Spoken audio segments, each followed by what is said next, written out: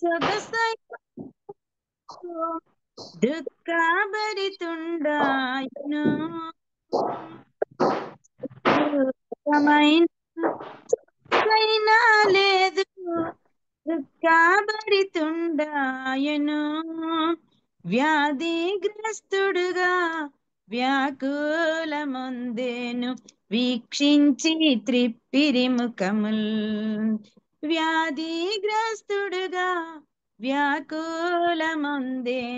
వీక్షించి త్రిప్పిరి ముఖముల్ గాయాములన్ గాయాములన్ మన కొరకై పొందేను క్రీస్తు ప్రభు మన రోగములను మన దుఃఖములను మనకనే భరించే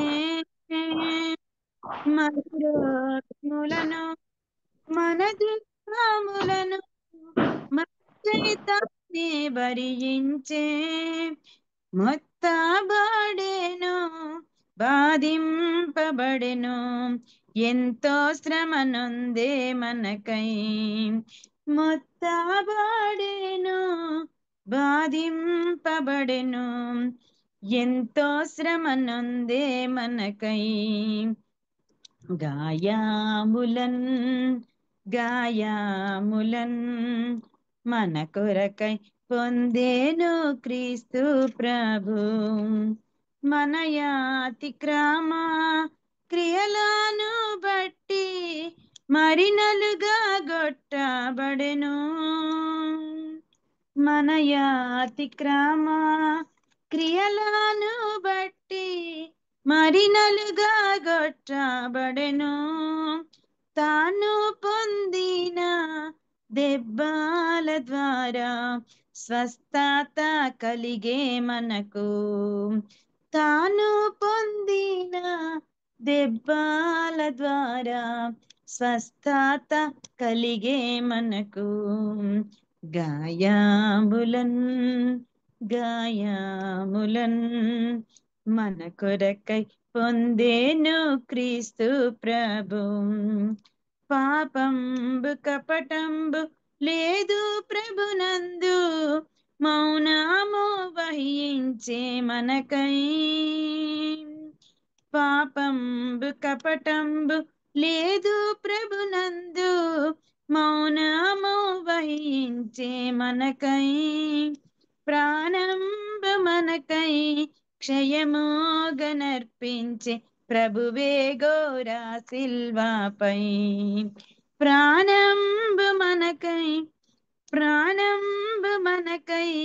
ప్రియముగనర్పించే ప్రభువే గోరా సిల్వాపై గాయాములన్ గాయాములన్ మన కొరకై పొందేను క్రీస్తు ప్రభు క్రీస్తు ప్రేమను మరువజాలము ఎంతో ప్రేమించే మనలా క్రీస్తు ప్రేమను మరువజాలము ఎంతో ప్రేమించే మనలా సిలువపై మనము గమనించ మనకు విలువైన విడుదల కలిగే సిలువపై మనము గమనించ మనకు విలువైన విడుదల కలిగే గాయాములన్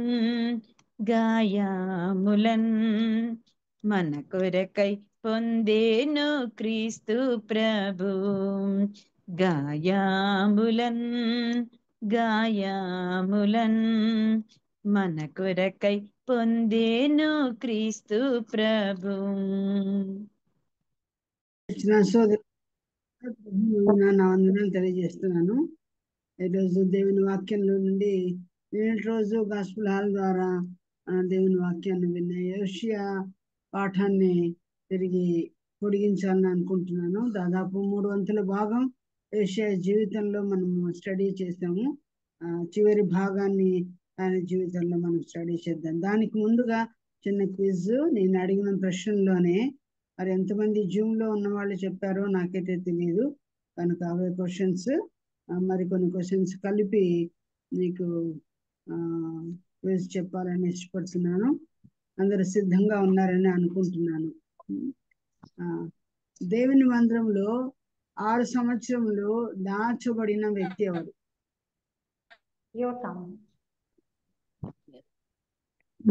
రాజులలో రాజకుటుంబంలో యోషియా సంకుల గారు కూడా చెప్పారేమో. తర్వాత యాజకుని పెళ్ళాడిన రాజకుమార్తె ఎవరు?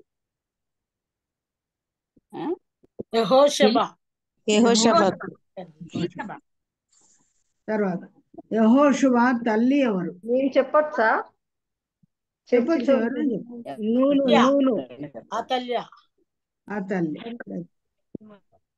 నా పెదవులు అబద్ధం రావట్లేదు, నా నాలుక మోసమును ఉచ్చరించటలేదు అని నా వ్యక్తి ఎవరు? యోసేపు. అబద్ధం రాడలేదు, నాలుక మోసమును ఉచ్చరించటలేదు అని చెప్పిన యోబు కరెక్ట్. ఎవరు మా చెప్పింది? సంధ్య. Very good. యోబు. మనుమడే కుమారుడైపోయాడు, అతడెవరు? మనుమడే కుమారుడైపోయాడు, అతడెవరు? యోధా.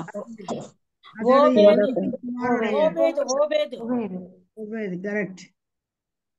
చిన్న వయసులో అనగా 31వ సంవత్సరమునకే మరణించిన వాడు రాజుల్లో ఎవరు? చిన్న వయసులో యోషియా అన్నాడు. నిన్న మనం స్టడీ చేసింది ఎవరు? యోషియా జీవితాన్ని గురించి. సరే, మత్తయి సువార్తలో తక్షణమే యేసు ప్రభు ఏ రోగిని స్వస్థపరిచాడు? తక్షణమే అన్నమాట. Very good. అలాగే యేసు ప్రభు ఏ వ్యక్తి యొక్క విశ్వాసమును చూచి చాలా ఆశ్చర్యపడ్డాడు? శతాధిపతి కాదు, శతాధిపతి అండి. శతాధిపతి కరెక్ట్. తమ ప్రాంతమును విడిచిపెట్టి వెళ్ళిపోమని యేసు ప్రభును బ్రతిమాలుకున్న ఏ రోగితో యేసు ప్రభు కుమారుడా ధైర్యముగా ఉండుము, నీ పాపను క్షమించబడి యేసు ప్రభు పర్పస్ఫుల్ గా నెరవేర్చాడు శిలువ మీద, శిలువను మోసి. కానీ యాక్సిడెంటల్ గా ఒక వ్యక్తి శిలువను మోసాడు. ఆయన పేరు ఏ రాజు మీద దేవుడు అపరంజి కిరీటముగా ఉంచాడు? దావీదు మీద. సమూయేలు ప్రవక్త మొదలుకొని ఇశ్రాయేల్లో పస్కా పండుగను అంత ఘనముగా జరిగించిన రాజు మరొకడు లేడు. ఆయన పేరు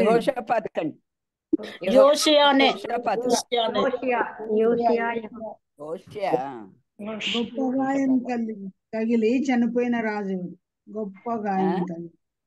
గొప్ప గాయము తగిలి చనిపోయిన రాజు ఆహాబు. యెహోరాం.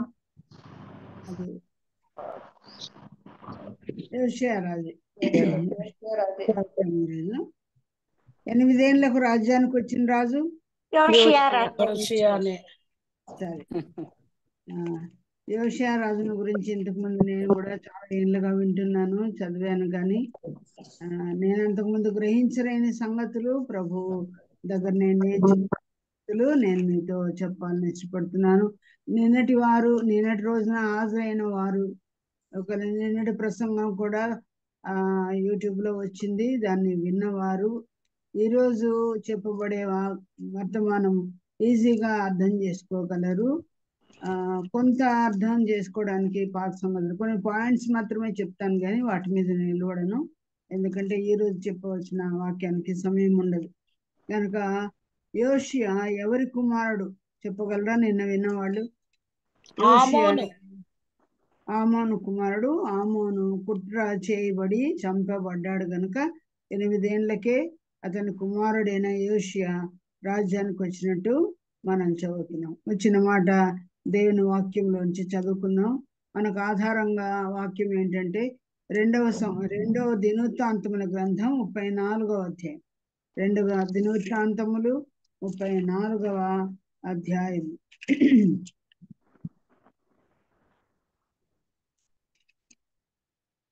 34వ అధ్యాయంలో నిన్న దాదాపు 28 వచనాల వరకు 21 వచనం వరకు దాదాపుగా మనం చదువుకున్నాము. కొంత వివరించవలసి ఉంది, కానీ ఈరోజు చివరి పాట మనం చదువుకున్నాం. మిగతాది నేను చెప్తాను మీకు. 35వ అధ్యాయము 20 వచనం. 35వ అధ్యాయము 20 వచనం నుండి మనం చెప్పుకున్నాం. ఎవరైనా చదువుతారా? 20వ వచనం నుండి 24 వరకు చదవండి చాలు. 22 ఇదంతయు 20 నుంచి 24 వరకు. యోషియా మందిరము సిద్ధపరిచినప్పుడు ఐగుప్తు రాజైన నెకో యూఫ్రటీస్ నది యొద్దనున్న కర్కెమీషు మీదికి దండెత్తు వెళ్ళుచుండగా యోషియా అతని మీదికి బయలుదేరెను. అయితే రాజైన నెకో అతని యొద్దకు రాయబారులను పంపి, యూదారాజా, నీతో నాకేమి? పూర్వము నుండి నాకు శత్రువులకు వారి మీదికే గాని నేడు నీ మీదికి నేను రాలేదు. దేవుడు త్వర చేయమని నాకు ఆజ్ఞాపించను గనుక దేవుడు నాతో కూడా ఉండి నిన్ను నశింపజేయకుండానట్లు ఆయన జోలికి నీవు రావద్దని చెప్పని ఆజ్ఞాపించను. అయినను యోషియా అతనితో యుద్ధము చేయగోరి అతని యొద్ద నుండి తిరిగిపోక మారువేషం ధరించుకుని యెహోవా నోటి మాటలుగా పలకబడిన నెకో మాటలను వినక మెజిద్దో లోయందు యుద్ధం చేయవచ్చును. విలుకాండు రాజైన యోషియా మీద బాణములు వేయగా రాజు తన సేవకులను చూసి, నాకు గొప్ప గాయం తగిలిను, ఇక్కడ నుండి నన్ను కొనిపోవుడని చెప్పెను. కావున అతని సేవకులు రథము మీద నుండి అతన్ని దింపి అతనికున్న వేరు రథం మీద అతన్ని ఉంచి యెరూషలేముకు అతన్ని తీసుకొని వచ్చిరి. అతడు మృతి పొంది తన పితరుల సమాధులలో ఒక దాని యందు పాతిపెట్టబడెను. యూదా యెరూషలేము వారందరూ యోషియా చనిపోయినని ప్రలాపము చేసిరి. ఓకే, థ్యాంక్ యూ నాన్న. చిన్న ప్రార్థన. వందనాలు. చిల సంపన్నుడా, కృపాభరితుడా, వాక్యమును, వాగ్దానపూర్వకమైన వాక్యమును, సువార్త వాక్యమును, రక్షణ వాక్యమును, నీ చిత్తమును తెలిపే వాక్యమును మాకు ఇచ్చిన దేవా, వాక్యమైన దేవా, నీకు స్తోత్రం, వందనాలు. నీ యొక్క నామం అంతటి కంటే నువ్వు గొప్ప చేసిన వాక్యాన్ని మేము కూడా గొప్ప చేయడానికి మీ సహాయం దయచేయండి ప్రభా. మీ వాక్య సంధికి తీసుకుని వచ్చినందుని బట్టి మీకు స్తోత్రములు. ముఖ్యంగా గొప్ప రక్షణ చేతమును అలంకరించి రక్షించబడిన మేము వాక్యం ద్వారా బలము పొందడానికి ప్రభు నీ మా మీద దృష్టి ఉంచి చెప్పే మీ ఆలోచన సంబంధమైన వాక్యం వినడానికి మమ్మల్ని గత 5 ఏళ్లుగా దర్శిస్తూ కాపాడుతూ మా జీవితాలను దిద్దుతూ ఉన్నందుకు నీ స్తోత్రం. నీ ప్రేమగన్న మాటలు, జ్ఞాన వాక్కులు, పరలోకపు సంబంధమైన వాక్కులు వినడానికి దేవ, మరి సొలొమోను సేవకుల భాగ్యము కంటే మా భాగ్యం ఎక్కువగా చేసినందుకు నీ స్తోత్రం. దైవ స్వరమే గాని మానవ స్వరమే వినకుండానట్లుగా చేయండి. చాలా చాలా చాలా అశక్తిరాలను, అధమురాన్ని, నన్ను అజ్ఞానిని, అవివేకిని మీ చేతులకు అప్పచెప్పుకుంటున్నాము ప్రభా. నాకు మాకు మేలు, క్షేమము, దిద్దుబాటు, సిద్ధపాటు అనుగ్రహించి మీ స్వరూపం మాలో ఏర్పరచబడినట్లుగా దాచబడిన ధనమైన వాక్యమును, ఆస్య స్థలముల్లో మరువైన వాక్యమును, ఇంతకుముందే నాకు ఈ సంగతులు తెలుసు అని అనుకునకుండానట్లు మీ ఆలోచనలో ఉన్న నీ యొక్క తండ్రి చిత్తంలో ఉన్న మాటలు, గ్రహింపలేని గొప్ప సంగతులు, గూఢమైన సంగతులు కొంతవరకైనా మేము నేర్చుకున్నటకు నా నోటిలో మీ మాటలు ఉంచి ప్రభా, ఇటు గొప్ప సంగతులకు మేము చాలము. ఏ సంగతులతో మామూలు మాట్లాడాలని మీ ఉద్దేశం మీద నెరవేర్చి డెఫినెట్ గా మేము నేర్చుకొని దాని ప్రకారం ప్రవర్తించి ప్రభా, నీకు మేలుకరమైన, మెప్పుకరమైన జీవితం మేము జీవించుటకు కృపతో మమ్మల్ని దర్శించమని ఆత్మైన దేవ మీ చేతులకు అప్పగించుకొంచు. మా మనోనేత్రములు వెలిగించి నీ సారూప్యమాలో ఏర్పరిచి మహిమాగంత ప్రభావం మీకే ఆరోపించుకోమని, ఎవరెవరు నిజమైన బాధల్లో, కష్టంలో, ఇరుకుల్లో, దుఃఖంలో, చెప్పనలివి గాని సమస్యల్లో, కృంగుదలలో ఉన్నారో నాయన, వారందరినీ తగు రీతిగా దర్శించి జవాబిచ్చి మహిమ ఘనత మీరే పొందుకోమని, నిష్ప్రయోజకులను జ్ఞాపకం చేసుకోమని యేసు ప్రభు దివ్యమైన నామంలో స్తుతించి వేడుకొని ప్రార్థిస్తున్నాము తండ్రి. ఆమేన్. మరొకసారి మీ అందరికీ వందనాలు. మరి ప్రభు పాదముల దగ్గర యోషియా గ్రంథాన్ని యోషియా పాఠాన్ని నేను నేర్చుకుంటూ ఉండగా ప్రభు నాకు నేర్పించిన 12 విషయాలు పాయింట్స్. 12 అంటేనే భయపడకండి, అన్ని ఈరోజు మీరు వినబోదు, కానీ నిన్న చెప్పిన ఊరికి నేను మెన్షన్ చేస్తాను. ఎందుకంటే ఒకేసారి వింటేనే మొత్తం ఆశాంతం అర్థమైపోతుంది. కట్ చేసి చెప్తే సమయం చాలదు. కానీ వీలైనంత వరకు అటెస్ట్ మనం గమనిస్తే ఒకరి జీవితం పూర్తిగా మనం మర్చిపోకుండా గుర్తుపెట్టుకోవడానికి అవకాశం ఉంటుంది. 34వ అధ్యాయం 35వ అధ్యాయం ఈ 2 అధ్యాయాలలో ఆయన జీవితాన్ని గురించి దేవుడు రాయించాడు. చాలా మంచి వ్యక్తి, చాలా మరి అతని జీవితంలో కొన్ని స్పెషాలిటీస్ కూడా ఉన్నాయి. అతని జీవితంలో బైబిల్ లేదు, అతని జీవితంలో యుద్ధాలు లేవు, కానీ ఎంత చక్కని జీవితం ఆయన జీవించాడో మనం చూడగలం.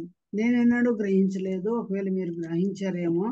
మరి 34వ అధ్యాయంలో ఆయన జీవితం స్టార్ట్ అయింది, 35వ అధ్యాయం వరకు కొనసాగింటాయి. అది ముగించినట్టుగా మనం చూస్తున్నాం. యోషియా జీవితంలో ఆయన పేరుకు అర్థం ఏంటో ముందు నేను చెప్పలేదు. యెహోవా బాగు చేయవాడు అని అర్థం. యోషియా పేరుకు అర్థం ఏంటంటే యెహోవా బాగు చేయవాడు. అవును, మనల్ని కూడా దేవుడు బాగు చేశాడు. ఒకప్పుడు బాగులేని వారము ఇప్పుడు బాగా అయ్యాము అంటే అంతో ఇంతో సాక్షి జీవితం జీవిస్తున్నామంటే మనల్ని బాగు చేసిన వాడు ఆయన. మనం బాగు చేశాడంటే ఒకప్పుడు మనం ఏమైపోయాము, బాగు లేని వారం అయిపోయాము, పడైన వారిగా ఉండగా ప్రభు మనని తన ప్రియ కుమారుని రక్త ద్వారా కడిగి బాగు చేశాడు. ಮತ್ತೆ మార్క్స్ వార్తలు కూడా మనం చదువుతాం, ఈయన సమస్తమును బాగు చేస్తాడంట. ఒకటి కాదు, అన్నింటినీ అందరినీ బాగు చేయవాడు. ఆయన పేరుకి అర్థం బాగు చేయవాడు మాత్రమే కాకుండా అందరినీ పోషించువాడని కూడా అర్థం. 2 మీనింగ్స్ ఉన్నాయి, అర్థాలు ఉన్నాయి. కనుక బాగు చేసే దేవుడు అని అర్థం ఉన్నవాడు యోషియా, అలాగే పోషించేవాడని అర్థం కూడా కలిగిన వాడు. ఇతడు 8 ఏళ్లకే మరి వాళ్ళ నాన్నను కుట్ర చేసి ఎవరో చంపారు. దాని కారణం నా చిన్న వయసులో బాలుడై ఉండగా దేవుడు రాజుగా ఆయన చేశాడు. చిన్నప్పుడు ఆయన ప్రవర్తన దావీదును అనుసరించి ప్రవర్తించాడు. కుటికి గాని ఎడమకు గాని తిరగకుండా, వంకర టింకర మార్గము లేకుండా, సర్ప సంతానముగానే జీవించకుండా దావీదును అనుసరించి జీవించాడు. అంటే అవతాతలు ఒకవేళ మనం వెనక్కి ధ్యానిస్తే వాళ్ళని అనుసరించి జీవించాడు అంటే ఒకవేళ అది కూడా కరెక్ట్ ఏమో, కానీ వాళ్ళ అవతాతల కంటే మించిన భయభక్తులు కలిగిన ఆ పూర్వకాలం జీవించిన దావీదు దేవుని హృదయానుసారుడు ప్రకారం ఆయన జీవించినట్టు మంచి సాక్ష్యం. బాల్యంలో ప్రవర్తన మరి ఆయన గురించి 2వ వచనం మనకు చెప్తుంది. ఆ తర్వాత 3వ వచనంలో మరి 8 ఏళ్ళు ఆయన రాజ్యానికి వచ్చిన తర్వాత ఆయన వేలుబడిలో 8వ సంవత్సరం, అంటే అంతకుముందు 8 సంవత్సరాలకు రాజు అయ్యాడు, ఇప్పుడు మళ్ళీ 8 సంవత్సరాలుగా 18వ సంవత్సరంలో ఆయన యెహోవా యొద్ద విచారణ చేసేవాడుగా, కనుక టీనేజ్లో దేవుని సందులో ప్రార్థన చేసి కానీ ఏ పని చేసేవాడు కాదని ఈనాడు 18 ఏళ్ళ పిల్లలకి 16 ఏళ్ళ పిల్లలకి ఎంతో మాదిరికరంగా ఉన్న యవనస్తుడుగా మనం చూస్తున్నాం. సరే, బాలుడై ఉండగా బాలుడు తప్పక మరి చెడిపోతారు. బాల్యంలో మూఢత్వం ఉంటుంది, మూర్ఖత్వం ఉంటుంది, తిరుగుబాటు ఉంటుంది, చెప్పిన పనులు చేయరు. కానీ ఆ అబ్బాయి మాత్రం దేవుని మీద విచారణ చేస్తున్నట్టుగా మనం చదివాం. ఆ తర్వాత ఆయన 3వ వచనంలో మరి 12 ఏళ్ళు గడిచినట్టుగా మనం చూస్తున్నాం. ఆయన యొక్క ఏలుబడిలో 12 ప్లస్ అంతకుముందు 8 కలుపుకుంటే ఎన్ని సంవత్సరాలని చెప్పుకున్నామండి మనము? 20 సంవత్సరాలు. 20 20 12 8 20వ సంవత్సరంలో ఆయన ఉండగా యవనస్తుడైన ఆయన 20వ సంవత్సరంలో ఏం చేశాడు? ఆయన దేవతా స్తంభములన్నిటినీ పోత విగ్రహములను, ఏ రకమైన విగ్రహాలు ఏమేమి ఉన్నాయో వాళ్ళ నాన్న ఏం చేయించాడు వాటన్నిటిని ఆయన పడగొట్టాడని కొన్ని మాటలు నిన్న మనం నేర్చుకున్నాం. పడగొట్టాడు, ఆ తర్వాత నరికి వేశాడు, తీసివేశాడు, తుత్తునీలు చేశాడు, పొడి చేశాడు, చూర్ణం చేసి వాటన్నిటినీ ఆయన పొడి చేసి ఆ పూజలు చేసిన వారి సమాధుల మీద చల్లినట్లు కూడా మనం నేర్చుకున్నాం. మరి మన జీవితంలో ఏంటి, గతంలో జరిగిన ఒక కథలాగా మనం చెప్పుకోవడం కాదు, ఒక చారిత్రకమైన కథ కాదు, కానీ మన జీవితంలో ఉన్న విగ్రహాలు ఏంటో కొన్ని చెప్పుకున్నాం కదా. మగవారికి ఉండే విగ్రహాలు మగవారికి ఉంటాయి, అలాగే ఆడవారికి సంబంధించిన విగ్రహాలు మనకు కూడా ఉంటాయి.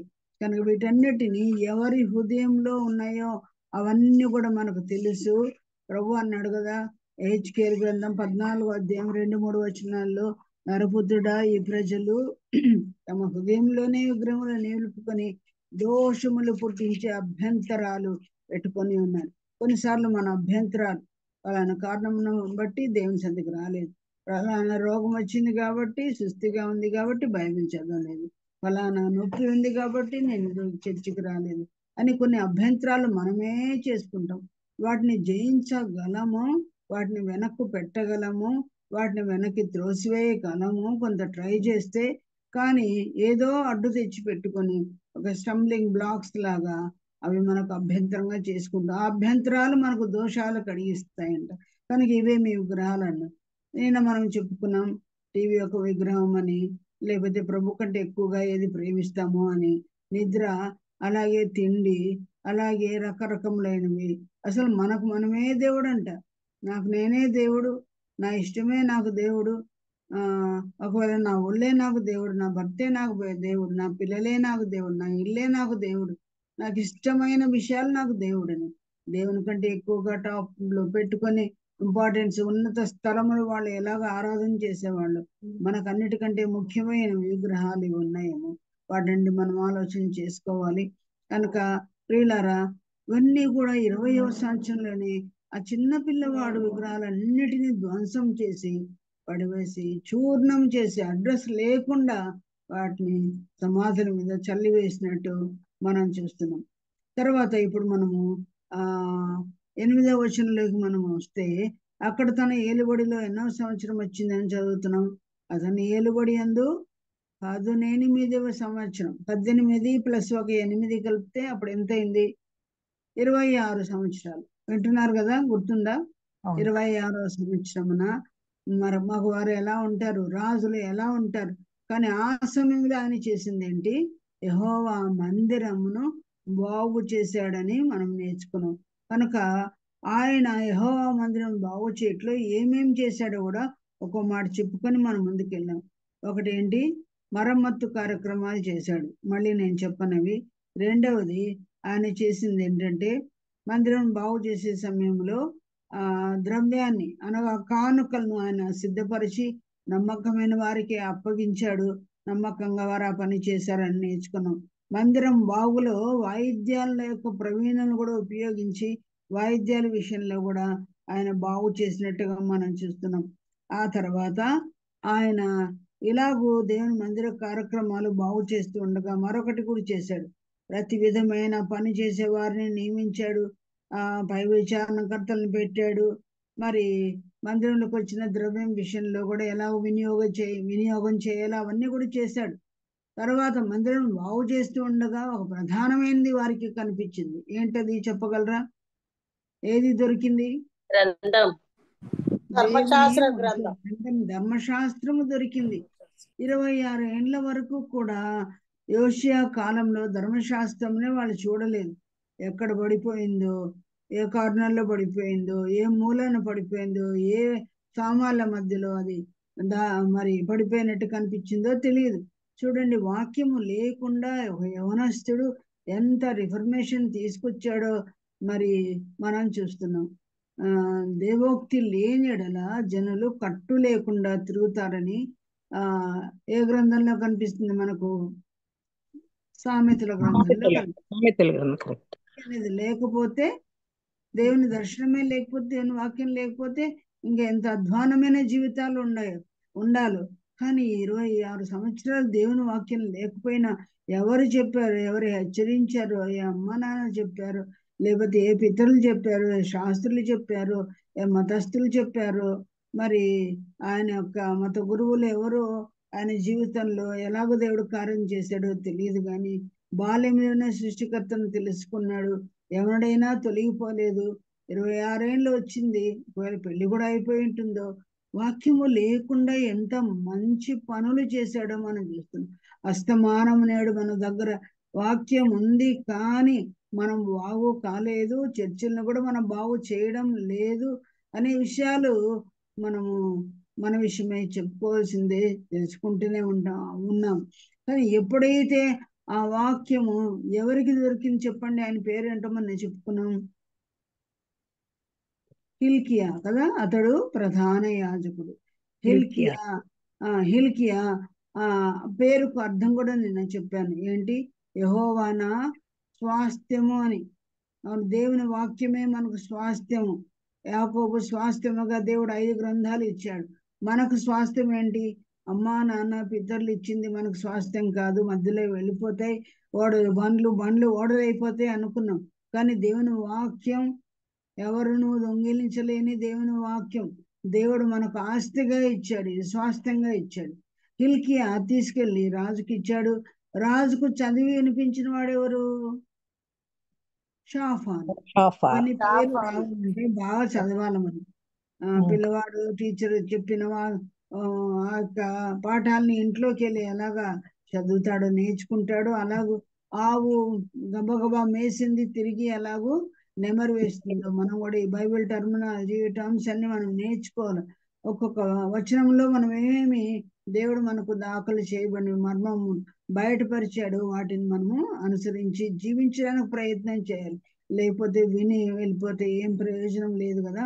సరే, ఈ షాఫాను విన్నాడు. ఆయన పేరుకి అర్థం చెప్పుకున్నాం. ఏంటి? షాఫాను ఎలాంటి వాడు? షాఫాను యుక్తి గలవాడు. యుక్తి అనగా తెలివి, మంచి తెలివి. దేని గురించిన తెలివి? దైవ జ్ఞానమును గురించిన తెలివి ఆయన కలిగి ఉన్నాడు. ఆయన చదువుచూ ఉండగా అప్పుడు ఏం చేశాడు చూడండి, 19:20. నేను చదువుకోలేదు. ఆయన చదివిస్తూ ఉండగా, ఆయన చదువుతుండగా వింటున్నాడు.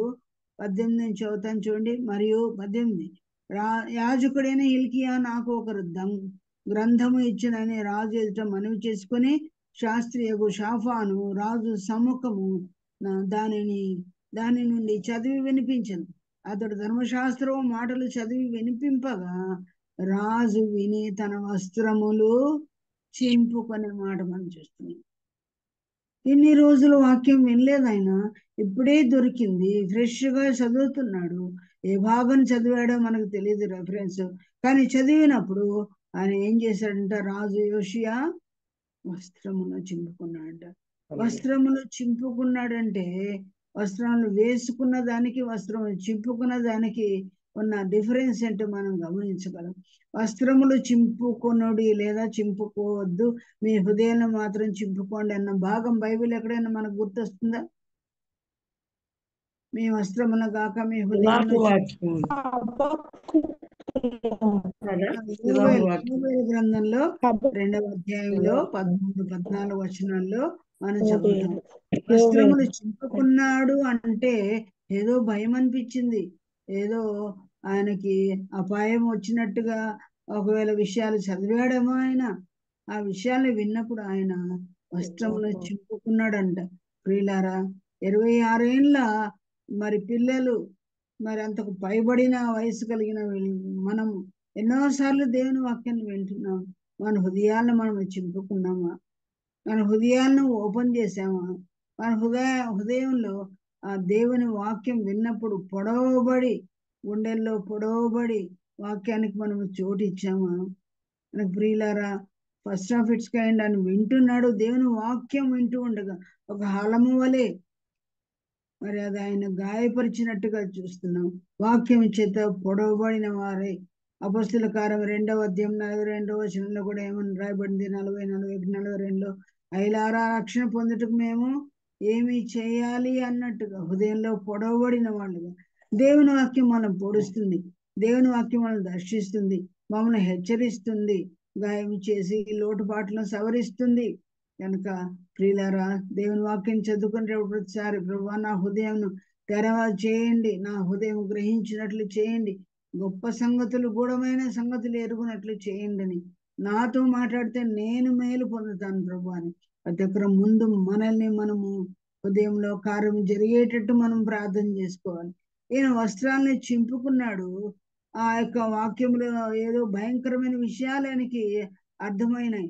దేవుని శాపమో, దేవుని యొక్క తీర్పులో ఏమైనా తన మీద పడతాయేమో, తన రాజ్యం మీద పడేవి ఏమైనా విన్నాడేమో. విన్న తర్వాత భయపడి వస్త్రాలు చింపుకున్నట్లుగా మనం చూస్తున్నాం. ఏవైనా హానికరమైనవి జరిగినప్పుడే భక్తులు చింపుకున్నారు కదా. యాకోబు కూడా తన కుమారుడైన యోసేపు యొక్క అంగీని, రక్తంలో ముంచబడిన అంగీని వాళ్ళ అన్నగారు చూపించినప్పుడు ఆయన కూడా ఏం చేశాడు? వస్త్రములను చింపుకున్నారు. ఏదో జరిగింది అక్కడ. ఎంతో భయము గొల్పే విషయం. ఆ మాటలు ఆయన చదివాడు, వినిపించబడినాయని. కాబట్టి ఆయన హృదయంలో మరి కార్యం జరిగింది, చింపుకున్నట్టుగా మనం చూస్తున్నాం. అంతటితో ఆయన మరి తృప్తి పడలేదు. కానీ ఆ తర్వాత ఈ శాపాస్పదమైన మాటలు వచ్చాయో, అపాయకరమైన మాటలు వచ్చాయో, దుర్వార్త వచ్చిందో, దీని గురించి చక్కగా రివీల్ చేయాలని, అర్థం కాని విషయాలు ఇంకా డీప్ గా తెలుసుకోవాలని కింది వచనాల మనం చదివితే అక్కడ హుల్దా అనే ఒక ప్రవక్తి ఉంది.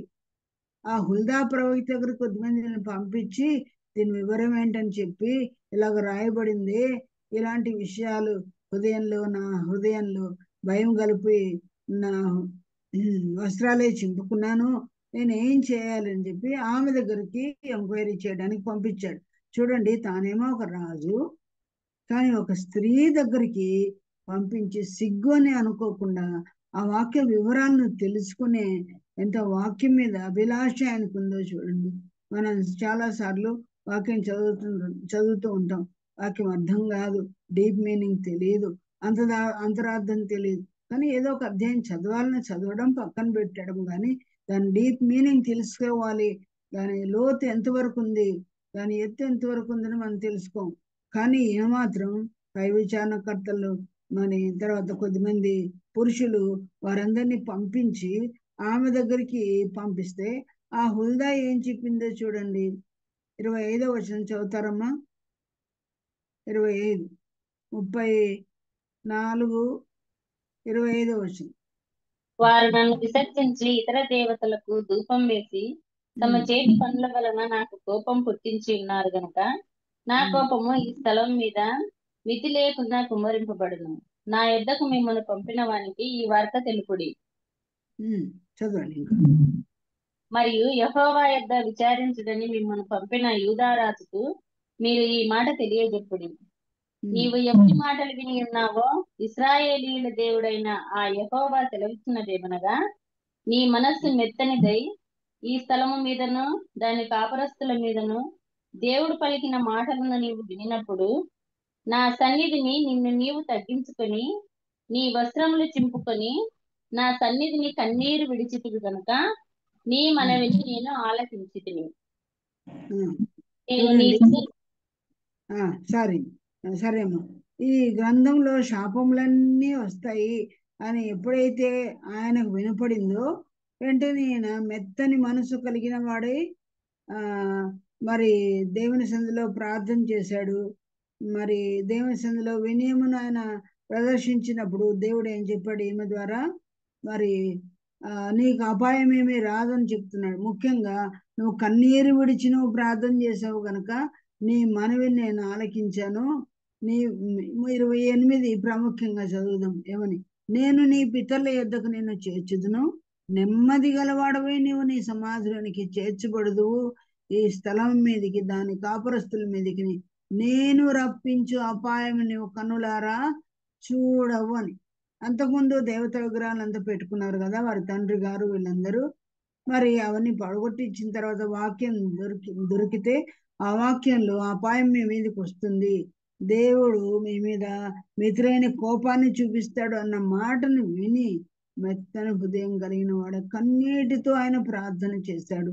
కాబట్టి నీకు ఇంకా శిక్ష లేదు, నీకు అపాయం రాదు, నీ కాపురస్తుల మీదకి నేను రప్పించు ఈ అపాయం నీవు కన్నుల చూడవు, నెమ్మది కలిగిన వాడవై నీవు నీ పితరుల యొద్దకు చేర్చబడతావు అని ఒక మంచి మధురమైన వాగ్దానభరితమైన వాక్యాన్ని ఈ యొక్క హుల్దా ద్వారా దేవుడు వినిపించాడు. ప్రియ సోదరులారా, ఇక్కడున్న స్త్రీ హుల్దా ఎంత చక్కని పాఠాన్ని నేర్పించిందో. ఒక రాజుకు అక్కడ ప్రధాన యాజకుడు ఇల్కియా ఉన్నాడు, అక్కడ షాఫాన్ అనే శాస్త్రి ఉన్నాడు, ఇంకా చాలా మంది ఉంటారు అక్కడ. ఎవరిలో లేని ఆత్మీయ జ్ఞానమును దేవుడు ఈ హుల్దా ప్రవక్తికి ఇచ్చాడు. ఈ ప్రవక్తి ఒక రాజును ఆదరిస్తుంది. ఒక రాజుకు దేవుని ఎదురుండి సమాచారం కనిపెట్టి ఆ రాజును ఆదరిస్తున్న బిడ్డగా మనం చూస్తున్నాం. మనము స్త్రీలమే. దైవవాక్యాన్ని, ఆత్మీయతను, మరి ఆత్మీయ జ్ఞానాన్ని ఎంత కలిగి ఉన్నాం. పురుషులను సదా ధైర్యపరచగలిగిన ఆత్మీయ జ్ఞానం, అలాగే ధర్మశాస్త్రం బాగా పఠించి న్యాయాధిపతిగా ఉన్న ఒక ఆమెను గురించి మనం చదువుతాం. ఎవరు ఆమె? అందరికి న్యాయం చెప్పింది, దెబోరా దెబోరా. కనుక వీళ్ళు ఆ దినాల్లో వాక్యాన్ని చక్కగా పఠించారు. దేనికి ఏ శిక్ష, దేనికి ఏ న్యాయము, దేనికి ఏ పరిష్కారం తెలుసుకున్న స్త్రీలు. అసలు స్త్రీలలో ఇశ్రాయేలుకు తల్లులే ఎవరు లేని దినాలలో ఇశ్రాయేలుకు నేను తల్లి అని చెప్పింది అనమాట. కనుక అలాంటి మనం తయారు కావాలి. వాక్యంలో నిష్ణాతులుగా మనం ఉండాలి.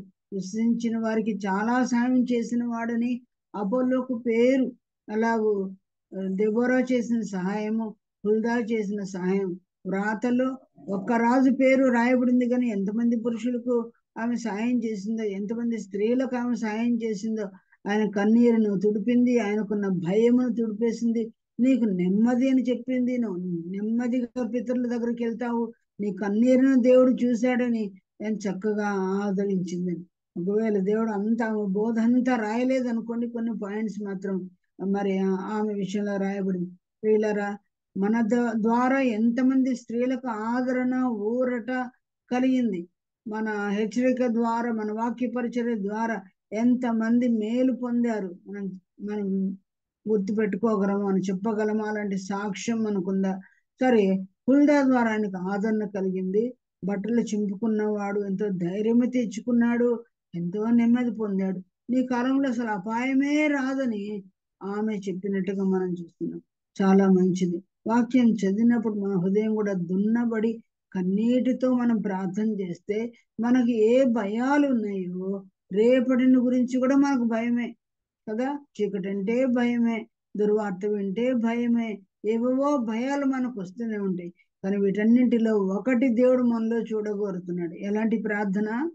కన్నీటి ప్రార్థన, మనవిని ఆలకింపచేసే కన్నీటి ప్రార్థన. కనుక ఆయనకు భవిష్యత్తులో ఎంత క్షేమము, నెమ్మది ఆయన సంధిలో దొరికినట్టుగా మనం చూస్తున్నాం. చూడండి, ఆయన తన జీవితంలో మొట్టమొదటి చూసాము, ఆయన విగ్రహాలను పడగొట్టాడు, యెరూషలేములో పడగొట్టించాడు, మరి దేశమంతటా పడగొట్టించాడు కదా. ఇక్కడ వాక్యం విన్నాడు. తాను వాక్యంలో జీవితంలో అపాయాలు విన్నప్పుడు ఆయన ప్రార్థన చేసుకున్నాడు. తన జీవితంలో వాక్యం ప్రకారం ప్రార్థన చేసినప్పుడు అపాయాన్ని పోగొట్టుకున్నాడు. నా భక్తి నాకు చాలు, నా బైబిల్ స్టడీ నాకు చాలు అని అనుకోలేదు, నా బాగు నాకు చాలు అనుకోలేదు. కానీ 29వ వచనంలో ఉండి ఆయన ఏం చేశాడు? అప్పుడు అంతా చదివితే టైం లేదు, కానీ నేను చెప్పేస్తాను. యెరూషలేములో పెద్దలందరినీ పిలిపించాడంట, యెరూషలేము కాపురస్తులందరినీ పిలిపించాడంట, యాజకుల్ని పిలిపించాడంట, లేవీని పిలిపించాడంట, జనుల్లో చిన్నల్ని పిలిపించాడు, పెద్దలందరినీ పిలిపించాడు. యెహోవా మందిరానికి వాళ్ళందరూ రావాలని ఆజ్ఞాపించాడు. వాళ్ళందరూ వచ్చిన తర్వాత వాళ్ళకి ఏం వినిపించాడో నేను చదువుతాను చూడండి. 30వ వచనం మధ్య భాగంలో, వారందరూ యెహోవా మందిరముకు రాగా, చూసుకోండి నాన్న, యెహోవా మందిరముకు రాగా యెహోవా మందిరమందు దొరికిన నిబంధన గ్రంథపు మాటలన్నీ వారికి వినిపింపబడెను. చూడండి, నేను బాగుపడితే చాలు అని అనుకోలేదు, కానీ ఎవరు బాగు చేశాడండి వాక్య విషయంలో? యెరూషలేములో ఉన్న వాళ్ళందరినీ, పిల్లలు, పెద్దలు, యాజకులు, ఆ లేవీయులు అందరినీ పిలిపించి వాళ్ళకు కూడా వాక్యం అందించారు. పిల్లరా, మనము మన ఇంట్లో మాత్రమే బాగుపడ్డం కాదు, కానీ సంఘం అంతటినీ పిలిపిస్తున్నామా? దేశమంతటినీ బాగు చేసుకొని అనుకుంటున్నామా? లేకపోతే మన ప్రాంతం అంతటినీ బాగు చేయాలనుకుంటున్నామా? సరే, వాళ్ళకు కూడా ఆ వాక్యములు వినిపింప చేసిన తర్వాత ఏం చేయించాడు వాళ్ళతో చూడండి. ఒకే చదివి వినిపించడం కాదు, మనం కూడా సభలు పెడుతున్నాం, ఎన్నోసార్లు వింటున్నామని చేస్తున్నాం. కానీ ఆయన చేపించింది ఏంటంటే చివరి 31లో చివరి మాటలో, ఈ గ్రంథమందు వ్రాయబడిన నిబంధన మాటల ప్రకారం ప్రవర్తించుదుమని యెహోవా సన్నిధిని నిబంధన చేసుకొనెను. తాను నిబంధన డెసిషన్ తీసుకున్నాడు, నిర్ణయం తీసుకున్నాడు. ఏమని? ఇదేళ్ళ ప్రకారం మేము జీవిస్తామని యెహోవా సన్నిధిని నిబంధన, డెసిషన్, నిర్ణయం, తీర్మానం, ప్రమాణం చేసుకున్నట్టుగా. ఓకే, విని గాల్లో వదిలేసడం కాకుండా దాని ప్రకారం నిర్ణయం చేసుకుంటాం. అలా చేసుకుంటున్నామా? నిష్కర్షగా నిర్ణయం చేసుకుంటున్నామా? ఎవరుకోలే ఈ వాక్యం అని అనుకోలేదు, కానీ ఆయన నిబంధన చేసుకున్నాం. ఒక నిశ్చయం, స్థిర నిశ్చయం ఆయన చేసుకున్నట్టుగా మనం చూస్తున్నాం. ఆయన మాత్రమే కాదు చూడండి, ఇంకెవరెవరు నిర్మాణం చేసుకోవడానికి ఆయన ప్రయత్నం చేశాడో. బెన్యామీనీయులను 32లో, మరియు అతడు యెరూషలేమునందున్న వారందరినీ, బెన్యామీనులందరినీ అతి నిబంధనకు ఒప్పుకొన చేసెను. తాను ఒప్పుకున్నాడు, వాళ్ళందరినీ ఒప్పుకొన చేశాడు. అమ్మ, మనం నమ్ముకున్నాము, ఎంతమంది రక్షణ కొరకు ఒప్పుదల కలిగిస్తున్నాం. కొద్ది మందినైనా మరి అగ్నిలో నుండి తప్పించినట్టు కొద్ది మందిని మీరు తప్పించండి, కనకరించండి అని యూదా పత్రికను స్టడీ చేసేటప్పుడు మనం నేర్చుకున్నాం. మనం నరకం తప్పించుకున్నాం, ప్రభుత్వ నిర్ణయం చేసుకున్నాం, రక్షణ దినమున ఆయనతో రక్షణ తీర్మానం తీసుకున్నాం. కొద్దిమంది విని వెళ్ళిపోతున్నారు. మరొక రోజు చూసుకోవచ్చులే, ఇప్పుడే కాదులే, వయసు ఉందిలే, తర్వాత చూసుకుందాం, ఇది రక్షణ దినం కాదులే, నాకు అనుకూల సమయం ఇంకోటి ఉందిలే అని అనుకుంటూ ఉంటావు, వాయిదా వేస్తున్నారు. తాను ఒప్పుకున్నాడు, ఇతరులను కూడా ఒప్పుకొన చేశాడు. తన దేశస్తులందరి రక్షణ కొరకు, ఆత్మీయ బాగు కొరకు ఆయనకి ఎంత వేదన ఉంది, ఎంత భారం ఉంది. వీళ్ళరా, మన సంగతి ఏంటి? మనం మన పాపాలను ఒప్పుకొని ప్రభుత్వం లైఫ్ సెటరేట్ చేసుకున్నాం, నిజమే. మన పిల్లల విషయంలో ఒప్పుకొన చేస్తున్నామా? ఆ తర్వాత బంధువుల్ని, దూరస్తుల్ని, సమీపస్తులను, ఇరుగు పొరుగు వారిని, మన చర్చికి వచ్చే వాళ్ళను, ఎవరి మీద మనకు ప్రేమ ఉందో, ఎవరి కొరకు ప్రార్థన చేస్తూ భారం కలిగిన వాళ్ళందరినీ ఒప్పుకొన చేశాను అనేది మత సంబంధమైన మరమ్మత్తు. ఇంతకుముందు దూరాలు బాగు చేసి ఉన్నాడేమో, మందిరాన్ని, భౌతికమైన కట్టడాన్ని, తలుపులను బాగు చేశాడేమో, ఫ్లోరింగ్ బాగు చేశాడేమో, గడులు బాగు చేశాడేమో, కానీ ఆధ్యాత్మికమైన బాగు కూడా చేశాడు. తాను బాగు చేయటం మాత్రమే కాకుండా అందరినీ కూడా ఒప్పుకొన చేశాను అని మనం చూస్తున్నాం. కానీ 34 చివరిలో ఏమని రాయబడిందండి? 34 చివరంట 33 కూడా చదువుకున్నాం. 33వ వచనంలో చదువుతారా మీరు? మరియు యోషియా ఇశ్రాయేలీయులకు చెందిన దేశములన్నిటిలో నుండి హేయమైన విగ్రహములన్నిటినీ తీసివేసి ఇశ్రాయేలీయులందరూ తమ దేవుడైన యెహోవాను సేవించినట్లు చేసెను. అతని దినములన్నీ వారు తమ పితరుల దేవుడైన యెహోవాను అనుసరించటం మానలేదు. తన దినములన్నింటిలో కూడా అందరూ దేవుని కొరకు ఒప్పుకొన చేయడం మాత్రమే కాకుండా సేవించడం కూడా నేర్పిస్తున్నాడని. దేవుని సేవ నేనే కాదు, నా కింద ఉన్న నా సబార్డినేట్స్ మాత్రమే కాదు, నా జనులందరూ సేవ చేయాలని సేవకులుగా అందరినీ భారంతో నడిపించినట్టు మనం చూస్తున్నాం. అతని దినములన్నిటిలో యెహోవా దేవుని వాళ్ళు అనుసరించడం మానలేదంటే ప్రియులారా, ఎంత మంచి సాక్ష్యం. తాను ఎదిగాడు, ఆత్మీయంగా అందరినీ ఎదగజేశాడు, సేవకులుగా తయారు చేశాడంట. తన దినములన్నింటిలో వాళ్ళు బాగున్నారంట. ఎంత మంచి క్యారెక్టర్ కలిగిన వాడుగా యోషియాను మనం చూస్తున్నాం. రాజుకుంటే భక్తి కిందోళ్లకు అనేక చోట్ల లేదు, కానీ ఈయనతో పాటు తన యొక్క దేశం అందంతటా ఇశ్రాయేలు దేశాలకు, చుట్టుపక్కల దేశాలకు కూడా ఆయన భక్తిని విస్తరింపచేసినట్టుగా మనం చూస్తున్నాం. ఈ దినములన్నింటిలో కూడా దేవుడు ఆయన ద్వారా పరిచర్య జరిగించాడు, విగ్రహాలన్నిటినీ తీసివేసిన వాడుగా చూస్తున్నాం. ఇదంతా కూడా 26వ సంవత్సరంలోనే చేశాడండి. 34వ అధ్యాయం అంతా కూడా 26వ సంవత్సరంలోనే. అంత యవన ప్రాయంలో, చిన్న ఏజ్ లో మొత్తం దేశం అంతా దేవుని బిడ్డలుగా తయారైనట్టుగా మనం చూస్తాం. 35వ వచనంలో, 35వ అధ్యాయంలోకి మనం వెళ్తే, దానిలో విశేషమైన పాయింట్ ఏంటంటే ముఖ్యమైనది 17వ వచనం చదివితే తెలుస్తుంది చూడండి. 35వ అధ్యాయం 17వ వచనం. అక్కడ ఉన్న ఇశ్రాయేలీయులు ఆ కాలమందు పస్కాను పులియని రొట్టెల పండుగను 7 దినములు ఆచరించిరి. ప్రవక్త సమూయేలు దినములు మొదలుకొని ఇశ్రాయేలీయులలో పస్కా పండుగ అంత ఘనముగా ఆచరింపబడి ఉండలేదు. యోషియాయు యాజకులను లేవీయులను అక్కడనున్న యూదా ఇశ్రాయేలు వారందరూ యెరూషలేము కాపురస్తులను ఆచరించిన ప్రకారము ఇశ్రాయేలు రాజులందరిలో ఒక్కడైనను పస్కా పండుగను ఆచరించి ఉండలేదు. యోషియా ఏలుబడి యందు 18వ సంవత్సరమున ఈ పస్కా పండుగ జరిగెను. ఎంతోమంది రాజులు చేశారండి పస్కా పండుగను. మరి హిజ్కియా రాజు కూడా చాలా చేశాడు, కానీ ఆయన కంటే కూడా ఎంత ఘనముగా చేసిన వాడు మరో రాజు లేడని చక్కని సాక్ష్యము ఈ అధ్యాయంలో చెప్పబడింది. 35వ అధ్యాయంలో ఆయన చేసిన అంత పస్కా బలిని గురించి, పస్కా పండుగను గురించి వ్రాయబడినట్టు ప్రధానంగా మనము చూస్తున్నాం. మీరు ఇంటికి వెళ్ళి చదువుకోండి, ఎలా చేశాడో అదంతా కూడా వివరం ఉంది. ఇది ఈ అధ్యాయంలో 35వ అధ్యాయంలో కీవర్స్ అని చెప్పుకోవచ్చు. 17వ వచనము ఎంత చక్కగా ఆయన అనుసరించాడు. ఇది 11వ పాయింట్ అండి. మీరు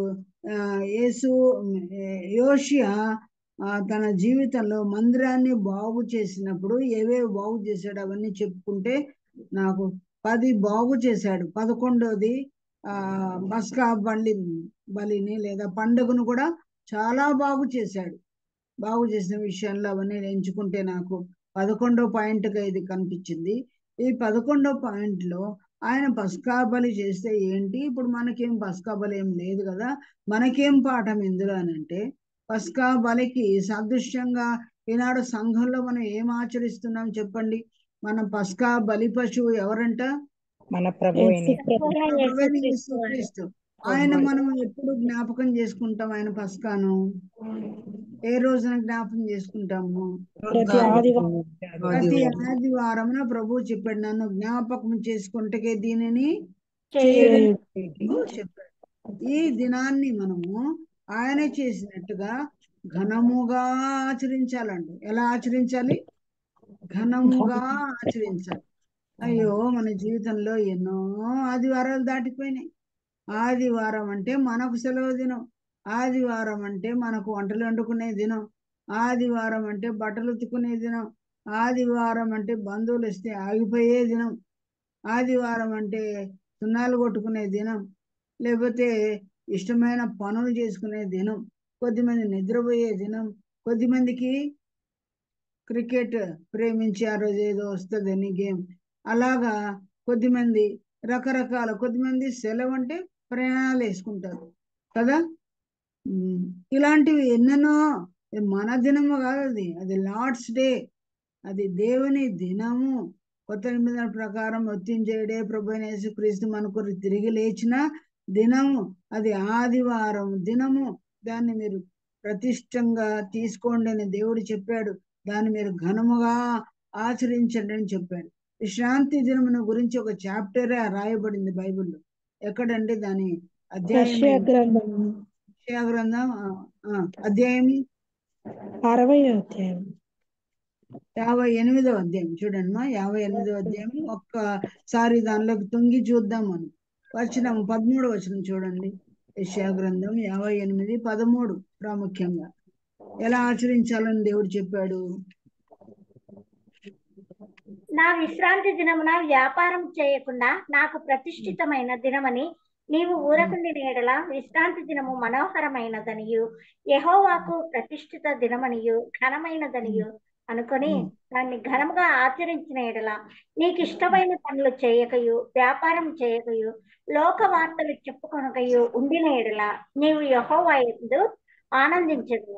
దేశము యొక్క ఉన్నత స్థలముల మీద నేను నిన్ను ఎక్కించేదను, నీ తండ్రి అయిన యాకోబు స్వాస్థ్యమును నీ అనుభవంలో ఉంచేదను. యెహోవా సెలవిచ్చిన వాక్కు ఇదే.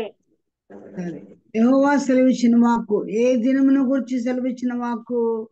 విశ్రాంతి దినం. విశ్రాంతి దినం.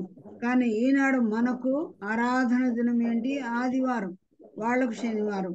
కానీ ఈ దినంను ఘనముగా ఆచరించుట అంటే ఏంటి?